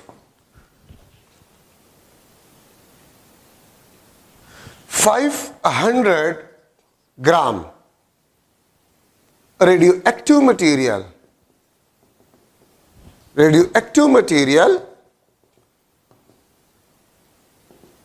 remained. ठीक है, अगर 500 gram radioactive material remain, then number of half life इसने कितने लिए होंगे? ठीक है, टोटल टाइम इसने कितना लिया होगा? फ्रैक्शन डीके, ठीक है, fraction undecay, percentage decay, percentage remaining, ये मुख्तलिफ क्वेश्चंस में आपसे पूछ सकता हूं। ठीक है, इनिशियल मास कितना था आपके पास? 8 किलोग्राम था, और रिमेनिंग आपके पास कितना है? रिमेनिंग आपके पास जो है वो 500 ग्राम है। वो आपके पास क्या है? 500 ग्राम है। ठीक है, the number of half life will be dash. इसने कितने हाफ लाइफ लिए होंगे? तो देखिए 8 किलोग्राम को मैं लिख सकता हूं 8000 ग्राम। 8 किलोग्राम को मैं लिख सकता हूं 8000 ग्राम। अब 8000 ग्राम को अगर आप हाफ करें तो 8000 का हाफ 4000, एक हाफ लाइफ। 4000 को फिर हाफ करें 2000, दूसरा हाफ लाइफ। फिर 2000 को फिर हाफ करें 1000, थर्ड हाफ लाइफ। ठीक है, 1000 को फिर हाफ करें तो 500 ग्राम। इसका मतलब है 4 हाफ लाइफ इसने लिए हैं, और इस इक्वेशन के तमाम आंसर आपके पास आ गए। ठीक है, टोटल टाइम इसने कितना लिया होगा? तो आपके पास 2 मंथ्स हाफ लाइफ है, तो 4 2 8 मंथ्स इसने लिए होगा 8 किलोग्राम से 500 ग्राम बनने के लिए। ठीक है, अच्छा, अब फ्रैक्शन डीके आपके पास 15 डिवाइड बाई 16 होगा, क्योंकि 2 की पावर 4 आपके पास क्या आता है? 16। तो 15 by 16 fraction decay, 1 divide by 16 undecay. Percentage आपके पास डीके 93.75% और 6.25%। मैं एक दफा फिर रिपीट कर रहा हूं, आपके पास 8 किलोग्राम रेडियो एक्टिव मटीरियल था बिफोर डीके, और किलो 1000 होते, तो 8000 ग्राम वो इनिशियल मास था। ठीक है, हाफ लाइफ 2 मंथ्स है। If 500 gram radio active material remain, तो फिर नंबर ऑफ हाफ लाइफ कितने उसने लिए होंगे? टोटल टाइम उसने कितना लिया होगा? फ्रैक्शन डीके क्या होगा? फ्रैक्शन अनडीके क्या होगा? परसेंटेज डीके क्या होगा? और परसेंटेज रिमेनिंग आपके पास जो है वो क्या होगा? तो बहुत आसान तरीका है। इनिशियल मास कितना है? 8000 ग्राम। तो 8000 ग्राम को आप हाफ करें 4000, एक हाफ लाइफ। 4000 को फिर हाफ करें 2000, दूसरा हाफ लाइफ। 2000 को फिर हाफ करें 1000, थर्ड हाफ लाइफ। 1000 को फिर हाफ करें 500 ग्राम। तो इसका मतलब ये कि 500 ग्राम रिमेनिंग है, तो इसने 4 हाफ लाइफ लिए हैं। तो आपके पास फिर आंसर जो है वो आपके पास मौजूद है कि उसने कितना टाइम लिया होगा। ठीक है, लास्ट कंसेप्ट आपके पास है एमसीक्यू। अगर मैं लिख लो 8000 डीके पर सेकंड या पर minute reduces to 250 decay per second. Decay per second in 100 years. In 100 years. ठीक है, इसको बेसिकली रेडियो एक्टिव डेटिंग भी कहा जाता है। रेडियो एक्टिव डेटिंग भी इस मेथोडोलॉजी को कहा जाता है। ठीक है, इन 100 years, देन मैं आपसे पूछ सकता हूं नंबर ऑफ हाफ लाइफ कितने इसने लिए होंगे? ठीक है, फ्रैक्शन डीके, फ्रैक्शन अनडीके। ठीक है, अच्छा, अब आपके पास जो है half life of radio active material क्या होगा? परसेंटेज डीके आपके पास क्या होगा? ठीक है, परसेंटेज रिमेनिंग आपके पास क्या होगा? परसेंटेज रिमेनिंग क्या होगा? परसेंटेज अनडीके आपके पास क्या होगा? बल्कि डीके रिमेनिंग अनडीके एक चीज होता है। परसेंटेज डीके आपके पास क्या होगा? तो आप इसको देख ले। ठीक है, इनिशियली काउंट रेट आपके पास क्या था? Count rate 8000 decay per minute था। ठीक है, ये मिनट करे, ऊपर मैंने मिनट लिखे तो मैं इसको मिनट कर देता हूं। 8000 डीके पर मिनट वो रिड्यूस हो गए to 250 decay per minute. 8000 decay per minute से डीके 250 डीके पर मिनट हुआ 100 सालों में। तो फिर नंबर ऑफ हाफ लाइफ्स इसने कितने लिए होंगे? तो आप इसको देखिए, 8000 को हाफ करे 4000, 4000 को हाफ करे 2000, 2000 को हाफ करे 1000, 1000 को हाफ करे 500, 500 को हाफ करे 250, 250 आ गया रिमेनिंग। तो 5 हाफ लाइफ इसने लिए हैं, 5 हाफ लाइफ। और 5 हाफ लाइफ अगर लिए है तो 2 की पावर 5 आपके पास बन जाएगा 32। 2 2 जा 4, 4 2 जा 8, 2 जा 16, 2 2 जा 4, 4 2 जा 8, 8 2 जा 16, 16 2 जा 32। ठीक है, तो 32 आपके पास आ गया। अच्छा, फ्रैक्शन डीके, तो फ्रैक्शन डीके आपके पास होगा 31 डिवाइड बाय 32। फ्रैक्शन अनडीके आपके पास होगा 1 डिवाइड बाय 32। हाफ लाइफ, तो 100 ईयर्स को आप 5 पे डिवाइड करें, ठीक है, तो आपके पास 20 ईयर्स इसका हाफ लाइफ आ गया। ठीक है, अच्छा रिमेनिंग परसेंटेज रिमेनिंग कितना होगा? तो परसेंटेज रिमेनिंग को देखें 50, 25, फिर हाफ करे 12.5, फिर हाफ करे 6.25, 6.25 को फिर हाफ करे 3.125। ये आपके पास रिमेनिंग होगा। 100 से इसको माइनस करें, 3.125 को माइनस करें 100% से, तो फिर आपके पास 96.875% ये आपके पास डीके हुआ होगा। तो सब क्वेश्चंस के आंसर आपके पास आ गए हैं। तो सबसे इंपॉर्टेंट चीज आपके पास होता है वो नंबर ऑफ हाफ लाइफ्स आपके पास होता है। इंशाल्लाह आप किसी भी बुक के एमसीक्यूज हाफ लाइफ से रिलेटेड ट्राई करें, इंशाल्लाह आपको कोई प्रॉब्लम नहीं होगा। ठीक है, आप टेबल जो मैंने बना लिए, अगर उस टेबल की आपको समझ आ गया हो, और अगर आप इस एमसीक्यूज में देखें तो सारा कमाल आपके पास जो है वो नंबर ऑफ हाफ लाइफ्स में है, वो नंबर ऑफ हाफ लाइफ्स में है। ठीक है, तो ये आपके पास जो है हाफ लाइफ में इंपॉर्टेंट पॉइंट्स आपके पास बन गए। अच्छा, मीन लाइफ आपके बुक में तो नहीं है, फेडरल बोर्ड के बुक में है, तो मैं एहतियातन आपको करवा देता हूं। ठीक है, हाफ मीन लाइफ आपके पास है, this is the reciprocal of the activity constant. ठीक है, ये मीन लाइफ को रिप्रेजेंट कर रहा है, और मैं लिख सकता हूं the product of mean life and activity constant is always equal to 1। The product of mean life and activity constant of radioactive material is always equal to 1।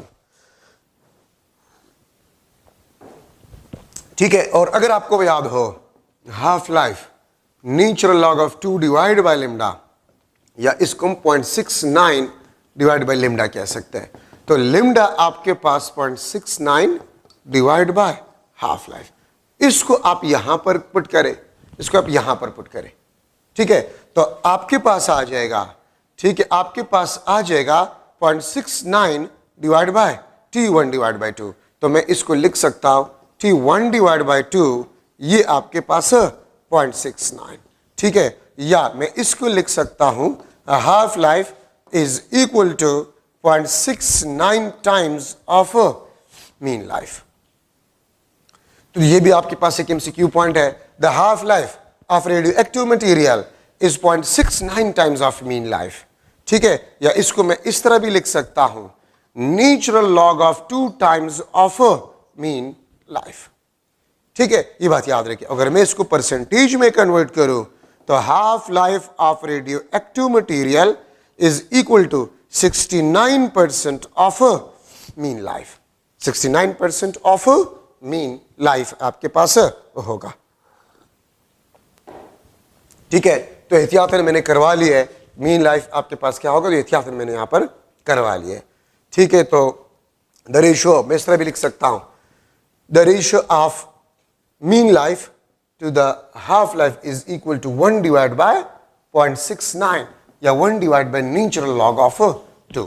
अगर इसको आप उल्टा करें, the ratio of half life of a radioactive material to the mean life is equal to 0.69 या natural log of 2 आपके पास होगा।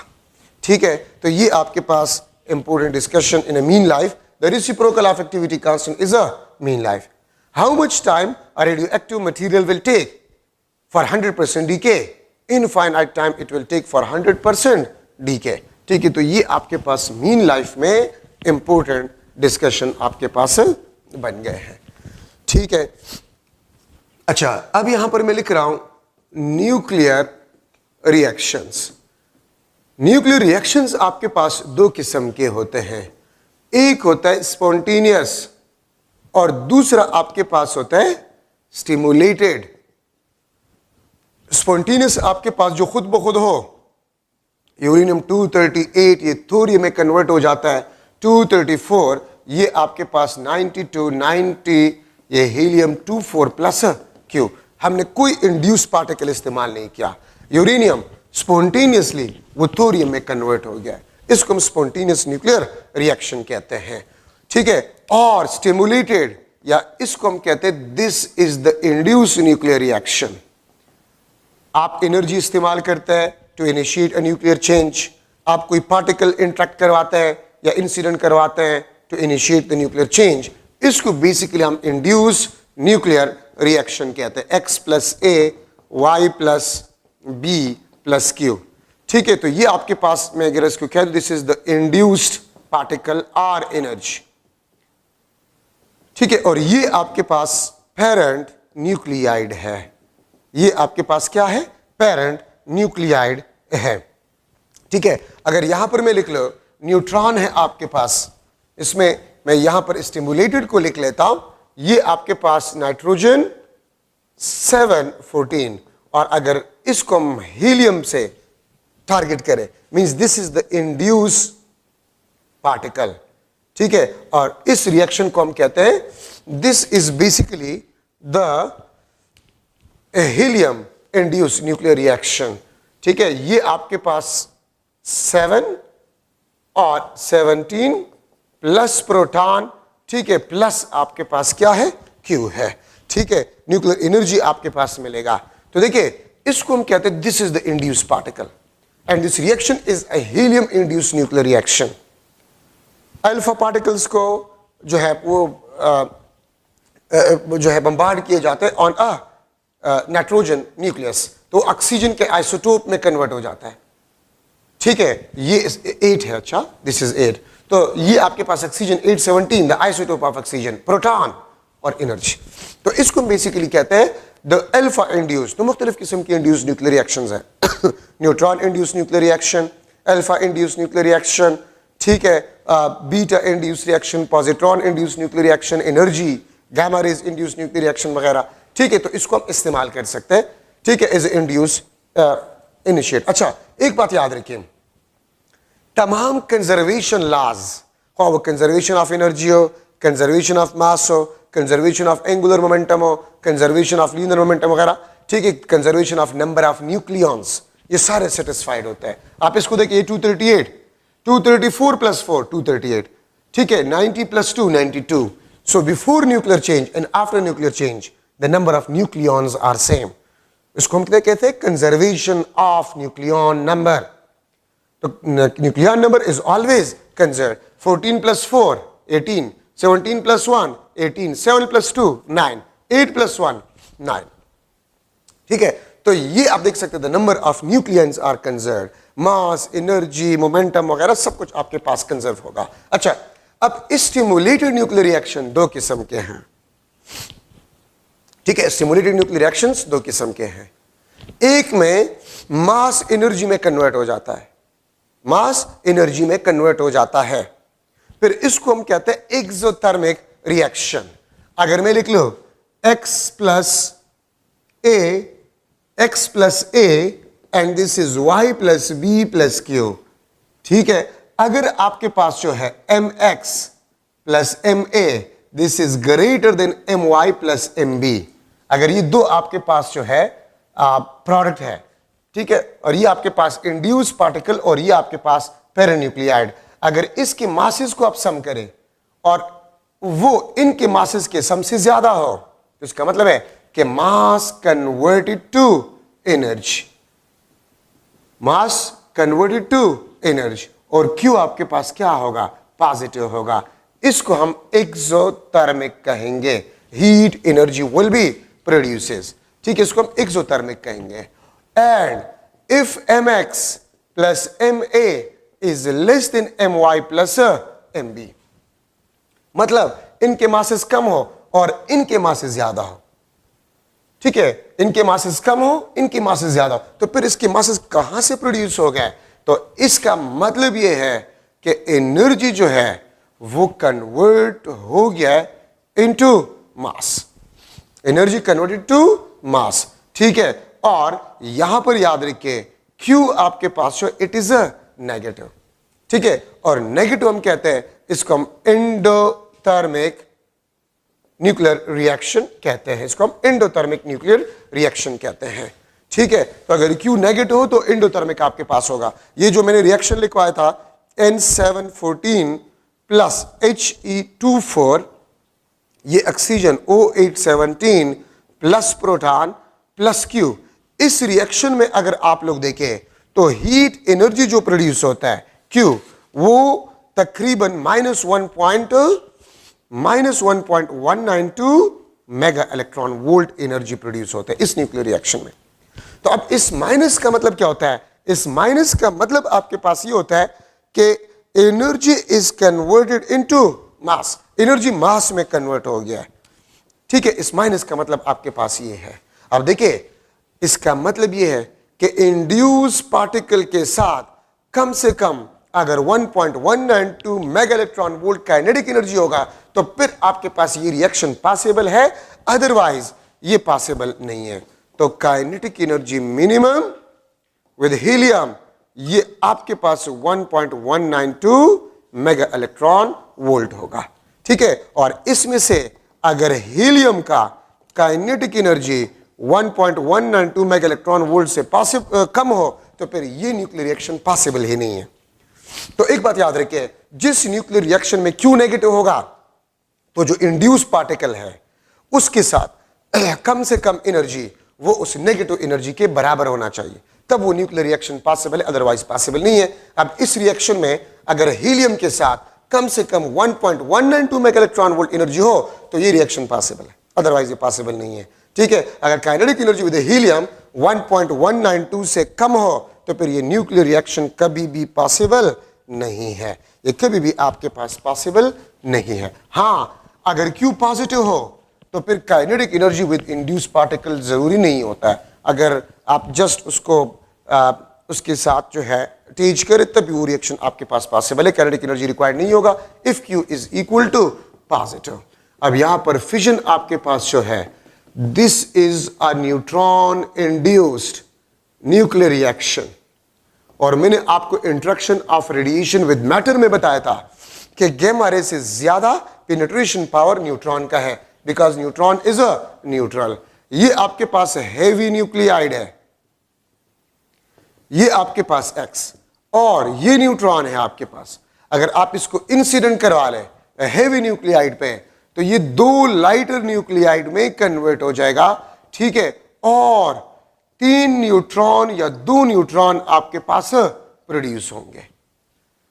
ठीक है, ये आपके पास इंसिडेंट या इंड्यूस न्यूट्रॉन है, ये आपके पास इंड्यूस न्यूट्रॉन है। ये न्यूट्रॉन आपके पास they are basically the product neutron. तो अगर आप न्यूट्रॉन को इंसिडेंट करवा लें हेवी न्यूक्लियाइड पे, ठीक है, तो हेवी न्यूक्लियाइड आपके पास जो है it will disintegrate into 2 lighter nuclide with the emission of 3 R2 neutron, और साथ में Q heat energy भी प्रोड्यूस होगा। Q is basically used for the heat energy। तो इस रिएक्शन को हम कहते हैं fission nuclear reaction. Fission nuclear reaction हम इसको कहते हैं। इंड्यूस न्यूट्रॉन कितने किस्म के आपके पास है? 2 किस्म के हैं, थर्मल और स्लो न्यूट्रॉन्स, और दूसरा आपके पास जो है फास्ट न्यूट्रॉन्स। फास्ट न्यूट्रॉन्स आपके पास है। ठीक है, लो एनर्जेटिक न्यूट्रॉन्स, ठीक है, जिसकी एनर्जी 0.04 इलेक्ट्रॉन वोल्ट, इसकी एनर्जी अप्रॉक्सीमेटली 0.04 इलेक्ट्रॉन वोल्ट। कितना स्मॉल एनर्जी है कि हम रूम टेम्परेचर पे भी न्यूट्रॉन इतना एनर्जी गेन कर सकता है। और fast neutron highly energetic neutron, ये हाईली एनर्जेटिक न्यूट्रॉन आपके पास होगा जिसको हम फास्ट न्यूट्रॉन कहते हैं, और इसके लिए पार्टिकल एक्सेलरेटर इस्तेमाल होता है। ठीक है, प्रोडक्ट न्यूट्रॉन आपके पास जो है, प्रोडक्ट न्यूट्रॉन वो 2 किस्म के हैं, प्रॉम्प्ट न्यूट्रॉन, ठीक है, और दूसरा आपके पास जो होता है डिले न्यूट्रॉन्स, ठीक है। Delay neutrons produces instantaneously during fission, ये इंस्टेंटेनियसली फिशन के दौरान प्रोड्यूस होते हैं, और delay produces after long time of fission, ठीक है, ड्यूरिंग फिशन, ठीक है। इसको हम डिले न्यूट्रॉन कहते हैं। इसमें एक एमसीक्यू है कि which neutron is good for a nuclear reaction, तो remember delay neutron is good for the fission nuclear reaction, क्योंकि इसको सस्टेन कर सकते हैं लॉन्ग टाइम तक, इसलिए दिस इज गुड। प्रॉम्प्ट तो प्रोड्यूस हो गया, अगर आपने न्यूट्रॉन एब्जॉर्बर इस्तेमाल कर लिया तो इसका रोल खत्म हो गया, लेकिन डिले न्यूट्रॉन जो है वो आफ्टर अ लॉन्ग टाइम भी फिजन रिएक्शन को कंटिन्यू या सस्टेन रख सकता है, ठीक है। अच्छा, अब न्यूक्लियर रिएक्शन के दौरान ऑन द एवरेज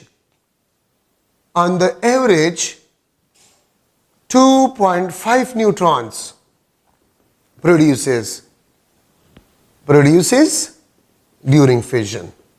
ये भी आपके पास एक एमसीक्यू पॉइंट है कि during fission on the average dash neutron produces, तो 2.5 न्यूट्रॉन्स प्रोड्यूसेस, ठीक है, ड्यूरिंग फिजन न्यूक्लियर रिएक्शन, क्योंकि 3 भी ऑब्जर्व है 2 भी ऑब्जर्व है। अगर आप इसका एवरेज निकालें 3 + 2 / 2 तो 2.5 न्यूट्रॉन्स आपके पास जो है वो बन जाते हैं, ठीक है। Uranium 238 it can do fission with fast neutron, ये फास्ट न्यूट्रॉन के साथ फिजन रिएक्शन कर सकता है। और यूरेनियम 235 आपके पास जो है it can do fission with thermal neutron, ये थर्मल न्यूट्रॉन के साथ फिजन रिएक्शन कर सकता है। यूरेनियम 230, यूरेनियम के तकरीबन 3-4 आइसोटोप्स और उसमें से ये 2 आपके पास जो फिजनेबल है, इसमें फिजन हो सकता है, बाकी में नहीं हो सकता। तो ये स्लो न्यूट्रॉन के साथ फिजन रिएक्शन कर सकता है, ये फास्ट न्यूट्रॉन के साथ फिजन रिएक्शन को कर सकता है, ठीक है। अच्छा, fission reaction is a chain reaction, 3 neutron produce होते हैं, फॉर एग्जांपल वो 3 और रेडियोएक्टिव न्यूक्लियाइड को डीके कर लेता है, ठीक है। तो इस तरह वो 9 बन जाते हैं, फिर जो है जाते जाए तो आपके पास ये रिएक्शन जो है this is a chain nuclear reaction. तो ये इसमें से आपके पास जरूरी पॉइंट्स है, ठीक है। फिजन रिएक्शन में ये आपके पास जरूरी पॉइंट्स है, and this is a neutron induce nuclear reaction. जो न्यूट्रॉन होता है it penetrate into the nucleus, और न्यूक्लियस को वो डिस्टॉर्ट कर जाता है, and then the nucleus split into 2 or more than 2 into daughter nuclides with the emission of 2 or 3 neutrons, ठीक है। 2 या 3 न्यूट्रॉन्स जो है वो प्रोड्यूस होता है। अच्छा, अब यहां पर मैं लिख लेता हूं क्रिटिकल अमाउंट। क्रिटिकल अमाउंट आपके पास जो है the minimum amount to sustain nuclear fission, to sustain nuclear fission controlled reaction, controlled reaction, इसको हम क्रिटिकल अमाउंट कहते हैं। मतलब जिसमें से आप न्यूक्लियर फिजन रिएक्शन को कंट्रोल कर सकते हो। और किस तरह कंट्रोल किए जा सकते हैं? अगर 3 न्यूट्रॉन्स में 2 न्यूट्रॉन को एब्जॉर्ब किए जाए बाय यूजिंग न्यूट्रॉन एब्जॉर्बर्स, ठीक है, तो फिर आपके पास जो है 1 न्यूट्रॉन अवेलेबल है, वो फर्दर फिजन करेगा, तो कंट्रोल होगा। क्योंकि अगर आप फिजन रिएक्शन को कंट्रोल ना करें, इतना huge amount of energy produce होगा जिसको कंट्रोल करना मुश्किल होगा और एक्सप्लोजन हो जाएगा, ठीक है। तो न्यूक्लियर रिएक्शन को कंट्रोल भी किया जा सकता है, तो वो कम से कम अमाउंट जिसमें से हम न्यूक्लियर फिजन चेन रिएक्शन को कंट्रोल कर सकते हैं, इसको हम क्रिटिकल अमाउंट कहते हैं। Number first critical mass, number second critical density, third critical length, critical volume, ठीक है, critical diameter, critical radius, critical आपके पास जो है डेंसिटी तो हो गया है, तो एटसेट्रा, ठीक है। अब मैं क्रिटिकल मास को लेता हूं, यहां पर देखिए मैं लिख लेता हूं MC, ठीक है। अगर आपके पास MF फिजनेबल फ्यूल का मास, अगर फिजनेबल फ्यूल का मास क्रिटिकल मास से कम हो, या इसके बराबर हो, ठीक है, तो we can control fission chain reaction. आप फिजन चेन रिएक्शन को कंट्रोल कर सकते हैं, ठीक है। And remember this is used in nuclear reactors, ये न्यूक्लियर रिएक्टर्स में यूज होते हैं। और अगर फिजनेबल फ्यूल का मास क्रिटिकल मास से ज्यादा हो, ठीक है, फिजनेबल फ्यूल का डेंसिटी क्रिटिकल डेंसिटी से ज्यादा हो, फिजनेबल फ्यूल के रॉड का लेंथ क्रिटिकल लेंथ से ज्यादा हो, we can't control fission chain reaction, can't control fission chain reaction, ठीक है। And this is used in atomic bombs. याद रखिए एटॉमिक बॉम्ब्स में क्रिटिकल अमाउंट से ज्यादा अमाउंट इस्तेमाल किया जाता है, और न्यूक्लियर रिएक्टर्स में क्रिटिकल अमाउंट के बराबर या उससे कम जो है, क्रिटिकल अमाउंट से कम जो है वो अमाउंट रखा जाता है। तो क्यों? ताकि हम उसको कंट्रोल कर सके, उसकी एनर्जी को कंट्रोल कर सके और उसको हम किसी यूजफुल पर्पस के लिए इस्तेमाल करें। तो ये सारे आपके पास फिजन में इंपॉर्टेंट डिस्कशन आपके पास आ गया है, ठीक है। अब फिजन चेन रिएक्शन में हम न्यूक्लियर रिएक्टर की तरफ जाते हैं। न्यूक्लियर रिएक्टर आपके पास वो डिवाइस होता है, a device used to sustain controlled fission chain reaction, ठीक है। इसको बेसिकली हम कहते हैं nuclear reactor. What is the working principle of a nuclear reactor? Same definition is the working principle of a nuclear reactor. मैं इसके साथ लिख लेता हूं, ये आपके पास प्रिंसिपल भी है। This is also the working principle of a nuclear reactor. ये न्यूक्लियर रिएक्टर का वर्किंग प्रिंसिपल भी है, ठीक है। इसके डिफरेंट पार्ट्स में, इसके डिफरेंट पार्ट्स है आपके पास, ठीक है। नंबर फर्स्ट आपके पास fissionable fuel rods, fissionable rods, ठीक है। सेकंड आपके पास जो है न्यूट्रॉन मॉड्यूलेटर, में लिख लूंगा second part modulator.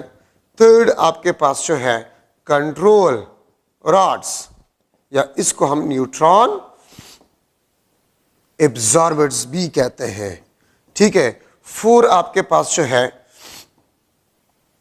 Heat exchanger, heat exchanger. Fifth आपके पास जो है शील्डिंग वॉल्स, शील्डिंग वॉल्स। ये आपके पास डिफरेंट पार्ट्स है फिजनेबल क्या कहते हैं इसको, न्यूक्लियर रिएक्टर में, ठीक है। Fissionable rod, uranium rods. Modulator आपके पास होते हैं to slow fast neutron, fast neutron को स्लो करने के लिए, ठीक है, हम मॉड्यूलेटर इस्तेमाल करते हैं, ठीक है। ये आपके पास हैवी वाटर और ग्रेफाइट, ठीक है। कंट्रोल रॉड्स आपके पास जो है टू एब्सॉर्ब न्यूट्रॉन्स, ठीक है। 3 न्यूट्रॉन्स अगर प्रोड्यूस हो रहा है, उसमें से 2 एब्सॉर्ब किए जाए बाय यूजिंग न्यूट्रॉन एब्सॉर्बर्स, तो एक अवेलेबल है, वो उसकी एनर्जी आप कंट्रोल कर सकते हो और आप किसी यूजफुल पर्पस के लिए इसको इस्तेमाल कर सकते हैं, ठीक है। ये आपके पास कैडमियम और ग्रेफाइट रॉड्स इसमें इस्तेमाल किए जाते हैं, ठीक है। तो इसमें इस तरह भी होता है कि जो कंट्रोल रॉड्स होते हैं वो ऐसे एटम्स के होते हैं जिसका जो साइज होता है approximately equal to the neutron, ठीक है। तो इस तरह भी एक क्वेश्चन है इसमें से। हीट एक्सचेंजर, इसका काम होता है, अच्छा, इन तीनों को मिलाकर हम कोर ऑफ रिएक्टर कहते हैं, इसको हम कोर ऑफ रिएक्टर कहते हैं, इन तीनों को मिलाकर। हीट एक्सचेंजर का काम क्या होता है? Core of radio active material से कोर ऑफ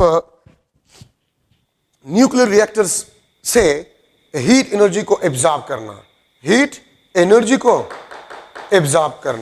ठीक है। तो वो हीट एनर्जी को एब्जॉर्ब करता है, वाटर को फिर वो बॉयल करता है, वो हीट उससे स्टीम प्रोड्यूस होता है और वो स्टीम इंजन बेसिकली हमारे लिए बिजली बनाता है। शील्डिंग वॉल्स, ये लेड से बने हुए हैं, मेड ऑफ लेड या पीबी, लेड या पीबी। तो एक बात याद रखिए, जो लेड होता है, ठीक है, वो basically highly energetic gamma rays को एब्जॉर्ब कर सकता है। तो कोर के इर्द गिर्द लेड के वाल बनाए जाते हैं, क्योंकि जो गैमा रेडिएशन है वो काफी हार्मफुल होते हैं। ठीक है, और ये भी एमसीक्यू में आता है अक्सर, मुख्तलिफ बुक्स में आप देखें कि which material is best to absorb highly energetic gamma rays, तो लेड। आप लोगों ने देखा होगा कि जो लोग न्यूक्लियर रिएक्टर्स में काम करते हैं वो लेड वाले कपड़े पहनते हैं। ठीक है, और जो कोर है उसके इर्द गिर्द भी शील्ड वॉल्स बनाए जाते हैं to absorb highly energetic gamma rays.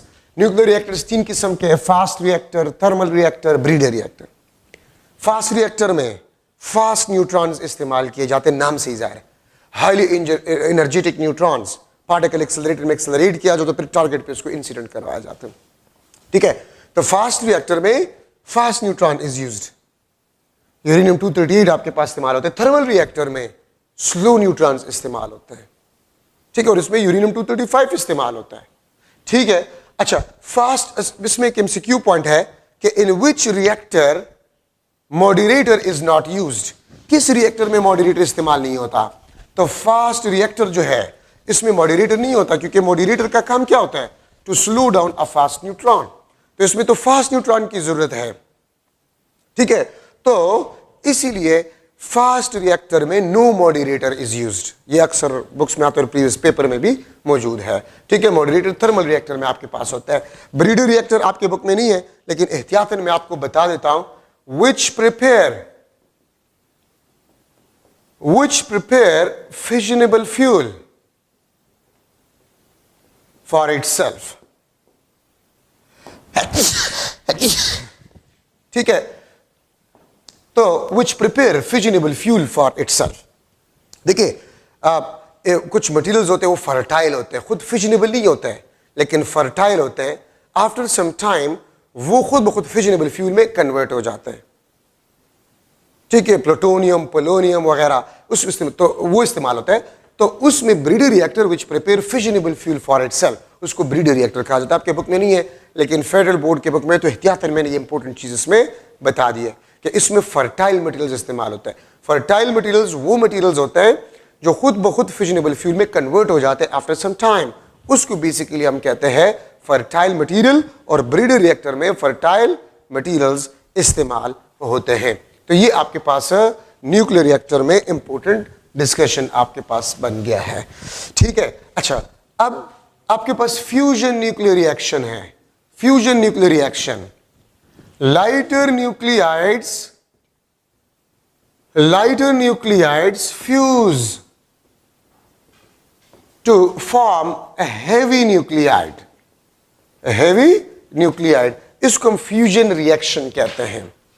ठीक है, हाई टेम्परेचर, ठीक है, are energy used to initiate fusion reaction.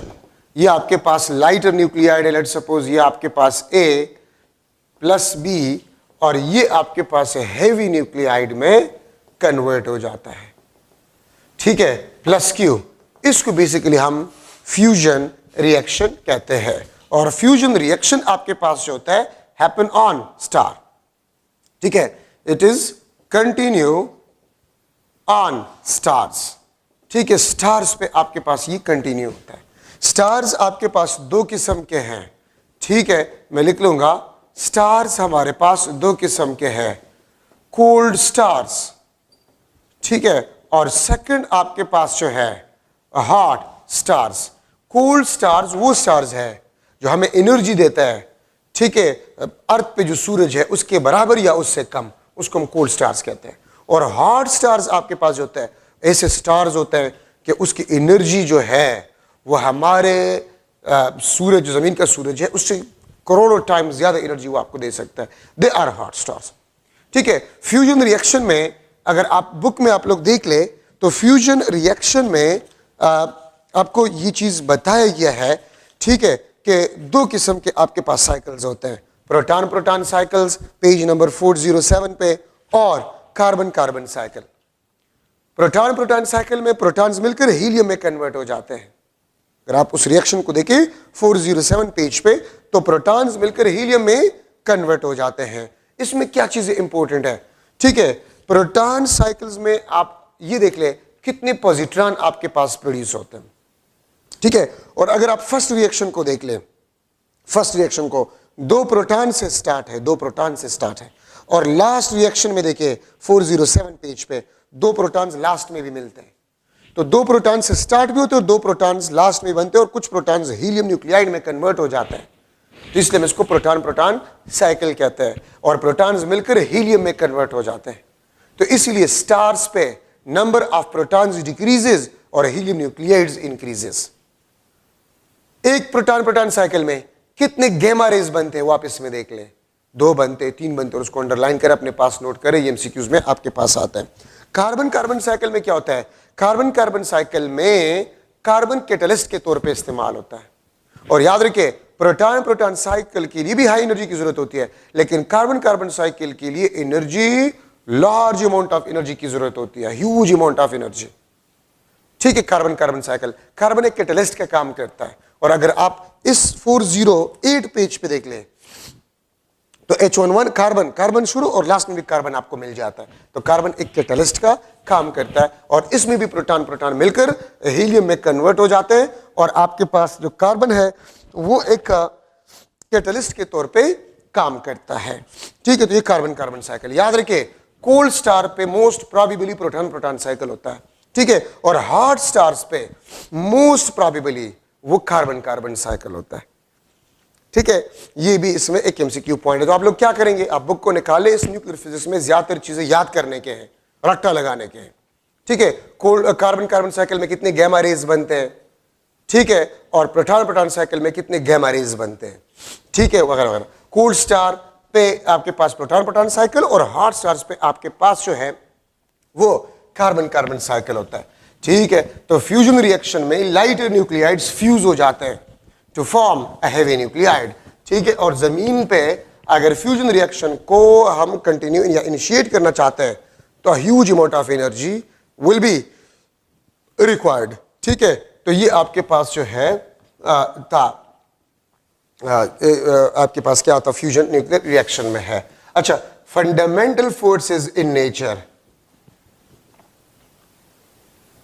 ठीक है, fundamental forces in nature, fundamental forces in nature वो आपके पास 4 है।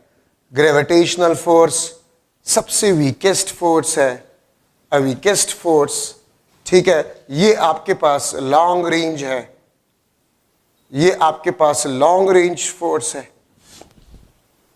ठीक है, लॉन्ग रेंज फोर्स मीन ज्यादा डिस्टेंस तक, मीटर्स और सेंटीमीटर डिस्टेंस तक ये फोर्स जो है वो लगता है, और सबसे वीकेस्ट फोर्स आपके पास ये है। ठीक है, एक्सचेंज पार्टिकल आपके पास जो एक्सचेंज पार्टिकल वो ग्रेविटेशनल फोर्स के लिए ग्रेविटान होता है। एक्सचेंज पार्टिकल क्या होता है मैं बाद में डिस्कस कर लूंगा। ठीक है, ग्रेविटेशनल फोर्स आपके पास है, दिस इज ऑलवेज अट्रैक्टिव, ये हमेशा आपके पास अट्रैक्टिव होता है। सेकंड आपके पास इलेक्ट्रोमैग्नेटिक फोर्स है, electromagnetic force, the force between charges, charges के दरमियान फोर्स, ये भी आपके पास वीक फोर्स है। ठीक है, और मैं लिख सकता हूं कि इलेक्ट्रोमैग्नेटिक फोर्स जो है वो 10⁻40 टाइम्स ग्रेविटेशनल फोर्स से स्ट्रांग है। ठीक है, ये भी आपके पास लॉन्ग रेंज फोर्सेस, वो किलोमीटर्स तक, प्लेनेटरी सिस्टम को आप देखिए, अर्थ और सन के दरमियान कितना ज्यादा डिस्टेंस है, वहां तक भी एप्लीकेबल है। चार्जेस के दरमियान फोर्स मीटर सेंटीमीटर्स तक भी आपके पास पॉसिबल है। ये लॉन्ग रेंज फोर्स है। Electromagnetic force is 10⁻40 times to that of the gravitational force. ठीक है, और इसका जो एक्सचेंज पार्टिकल ईपी उसको मैं लिख लेता हूं, दिस इज फोटॉन्स, या कहीं पर इसको वर्चुअल फोटॉन भी कहा जाता है। ठीक है, ये इलेक्ट्रोमैग्नेटिक फोर्स कहलाता है। अच्छा, strong nuclear force, strong nuclear force, और चौथा आपके पास जो है this is a weak nuclear force. ये दोनों आपके पास न्यूक्लियस में होते हैं। स्ट्रॉन्ग न्यूक्लियर फोर्स, ये आपके पास स्ट्रॉन्ग न्यूक्लियर फोर्स आपके पास होते हैं, दिस इज ऑलवेज अट्रैक्टिव, ये हमेशा आपके पास अट्रैक्टिव होता है। ठीक है, ये आपके पास शॉर्ट रेंज, न्यूक्लियस का रेंज कितने, 10⁻⁻15, ये शॉर्ट रेंज फोर्स होता है। ठीक है, और दूसरी बात आपके पास ये है, this is the strongest force, always attractive, और इसमें आपके पास है this is independent, this is independent of nature of particle. Nature of particle से आपके पास इंडिपेंडेंट होता है, और इसका जो एक्सचेंज पार्टिकल्स है वो पाई मीजॉन्स कहलाता है। ठीक है, पाई मीजॉन्स कहलाता है। ठीक है, strong nuclear force is always attractive.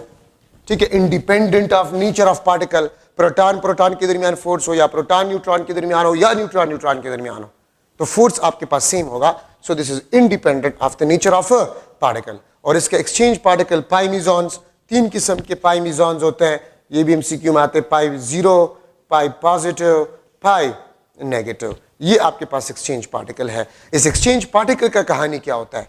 देखिए, युकावा थ्योरी है, युकावा एक साइंटिस्ट था, उसने ये कहा था कि किसी भी दो बॉडीज के दरमियान अगर फोर्स होता है, ठीक है, तो उसके दरमियान जरूर एक एक्सचेंज पार्टिकल होगा, या अगर दो बॉडीज के दरमियान इंट्रैक्शन होगा so there will be some exchange particles. इसकी मिसाल मैं स्टूडेंट्स को ये देता हूं कि एक स्टूडेंट खड़ा है, मेरे पास एक बॉल है, मैं बॉल उसको दे रहा हूं, वो मुझे बॉल दे रहे हैं, मैं उसको बॉल दे रहा हूं, वो मुझे दे रहे हैं, तो जब तक हम बॉल एक्सचेंज करें हमारे दरमियान इंट्रैक्शन होगा, हमारे दरमियान फोर्स होगा, इंट्रैक्शन होगा। ठीक है, लेकिन अगर इस बॉल को एक्सचेंज करना हम स्टॉप करें, वो अपने रास्ते पे जा सकते हैं, मैं अपने रास्ते पे जा सकता हूं। तो युकावा ये कहता है कि जिन दो बॉडीज के दरमियान इंट्रैक्शन हो, ठीक है, तो वो एक पार्टिकल को एक्सचेंज करेगा, इसलिए मैं हर एक के साथ लिख रहा हूं एक्सचेंज पार्टिकल। ठीक है, अच्छा, स्ट्रॉन्ग न्यूक्लियर फोर्स में एक बात याद रखिए, प्रोटॉन प्रोटॉन और न्यूट्रॉन न्यूट्रॉन, ठीक है, इसके दरमियान पाई न्यूट्रल पाई जीरो एक्सचेंज होगा। अगर प्रोटॉन न्यूट्रॉन को अट्रैक्ट करे, प्रोटॉन न्यूट्रॉन को अट्रैक्ट करे, प्रोटॉन न्यूट्रॉन को अट्रैक्ट करे, तो प्रोटॉन अट्रैक्ट करे तो पाई पॉजिटिव, न्यूट्रॉन अगर प्रोटॉन को अट्रैक्ट करे तो पाई नेगेटिव एक्सचेंज होगा। ये एमसीक्यूज में आपके पास आ सकते हैं, जरूरी पॉइंट्स हैं। ठीक है, अच्छा, वीक न्यूक्लियर फोर्स आपके पास जो है, इसका जो नेचर है that is same is that of electromagnetic force. Doctor Abdul Salam जो कि पाकिस्तानी साइंटिस्ट था और उसके साथ जो काम करने वाले लोग थे, उन्होंने यूनिफिकेशन थ्योरी दिया था, ग्रैंड यूनिफिकेशन थ्योरी, और ग्रैंड यूनिफिकेशन थ्योरी के मुताबिक से वीक न्यूक्लियर फोर्स जो है उसका नेचर इलेक्ट्रोमैग्नेटिक फोर्स का नेचर ही है। और याद रखें, अल्फा बीटा डीके जो होता है, weak nuclear forces are responsible for alpha and beta decay. Strong nuclear force short range force है। ठीक है, एक बात याद रखें, अगर डिस्टेंस में थोड़ा सा भी चेंज आ जाए तो स्ट्रॉन्ग न्यूक्लियर फोर्स में लार्ज डिक्रीज आ जाता है। शॉर्ट रेंज का मतलब ये होता है।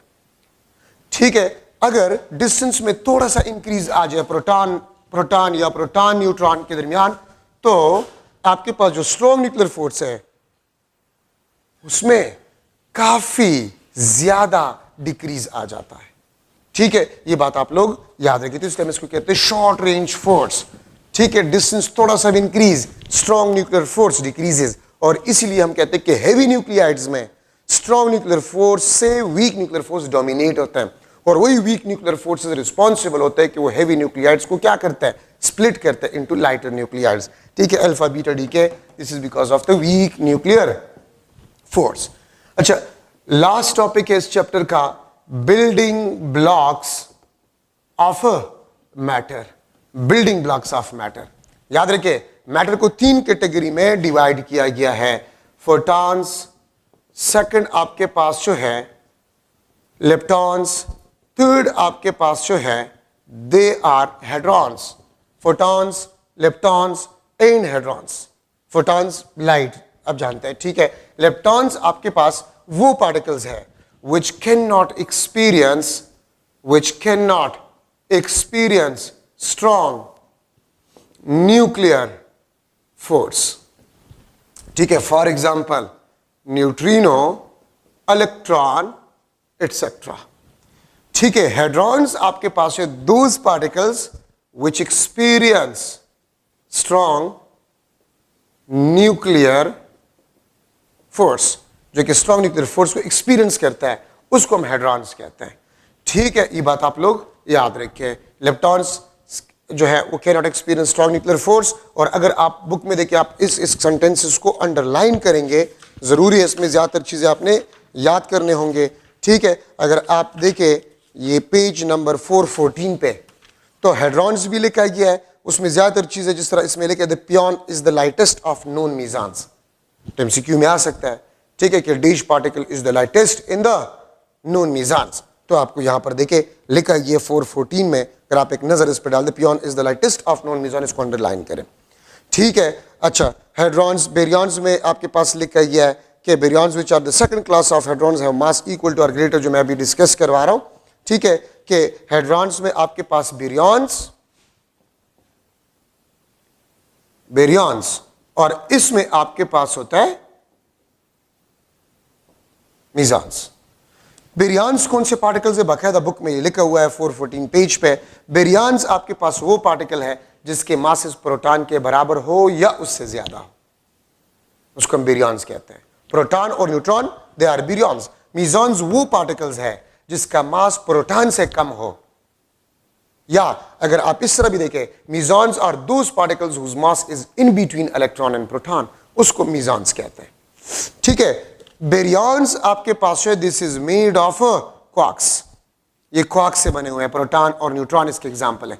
ये क्वार्क्स प्लस एंटी क्वार्क से बने हुए हैं, ठीक है। बाकी अगर आप बुक में देखें, प्रोटॉन आपके पास जो है 2 अप और 1 डाउन क्वार्क से बना हुआ है, न्यूट्रॉन आपके पास 1 अप 2 डाउन से बना हुआ है। तो ये आपको याद करने की चीजें हैं, इसमें कोई कंसेप्ट नहीं कि मैं आपको बता दूं, ठीक है। तो इसको आपने देखना होगा। जिस तरह अगर मैं लिख लूं कि प्रोटॉन आपके पास जो है, ठीक है, तो 2 up 1 down, 2 up plus 2 divide by 3 plus 2 divide by 3 minus 1 divide by 3, ये plus divide by 4 3 e minus 1 divide by 3 e, ये आपके पास plus 3 divide by 3 e, this is cancel plus e, ये प्रोटॉन।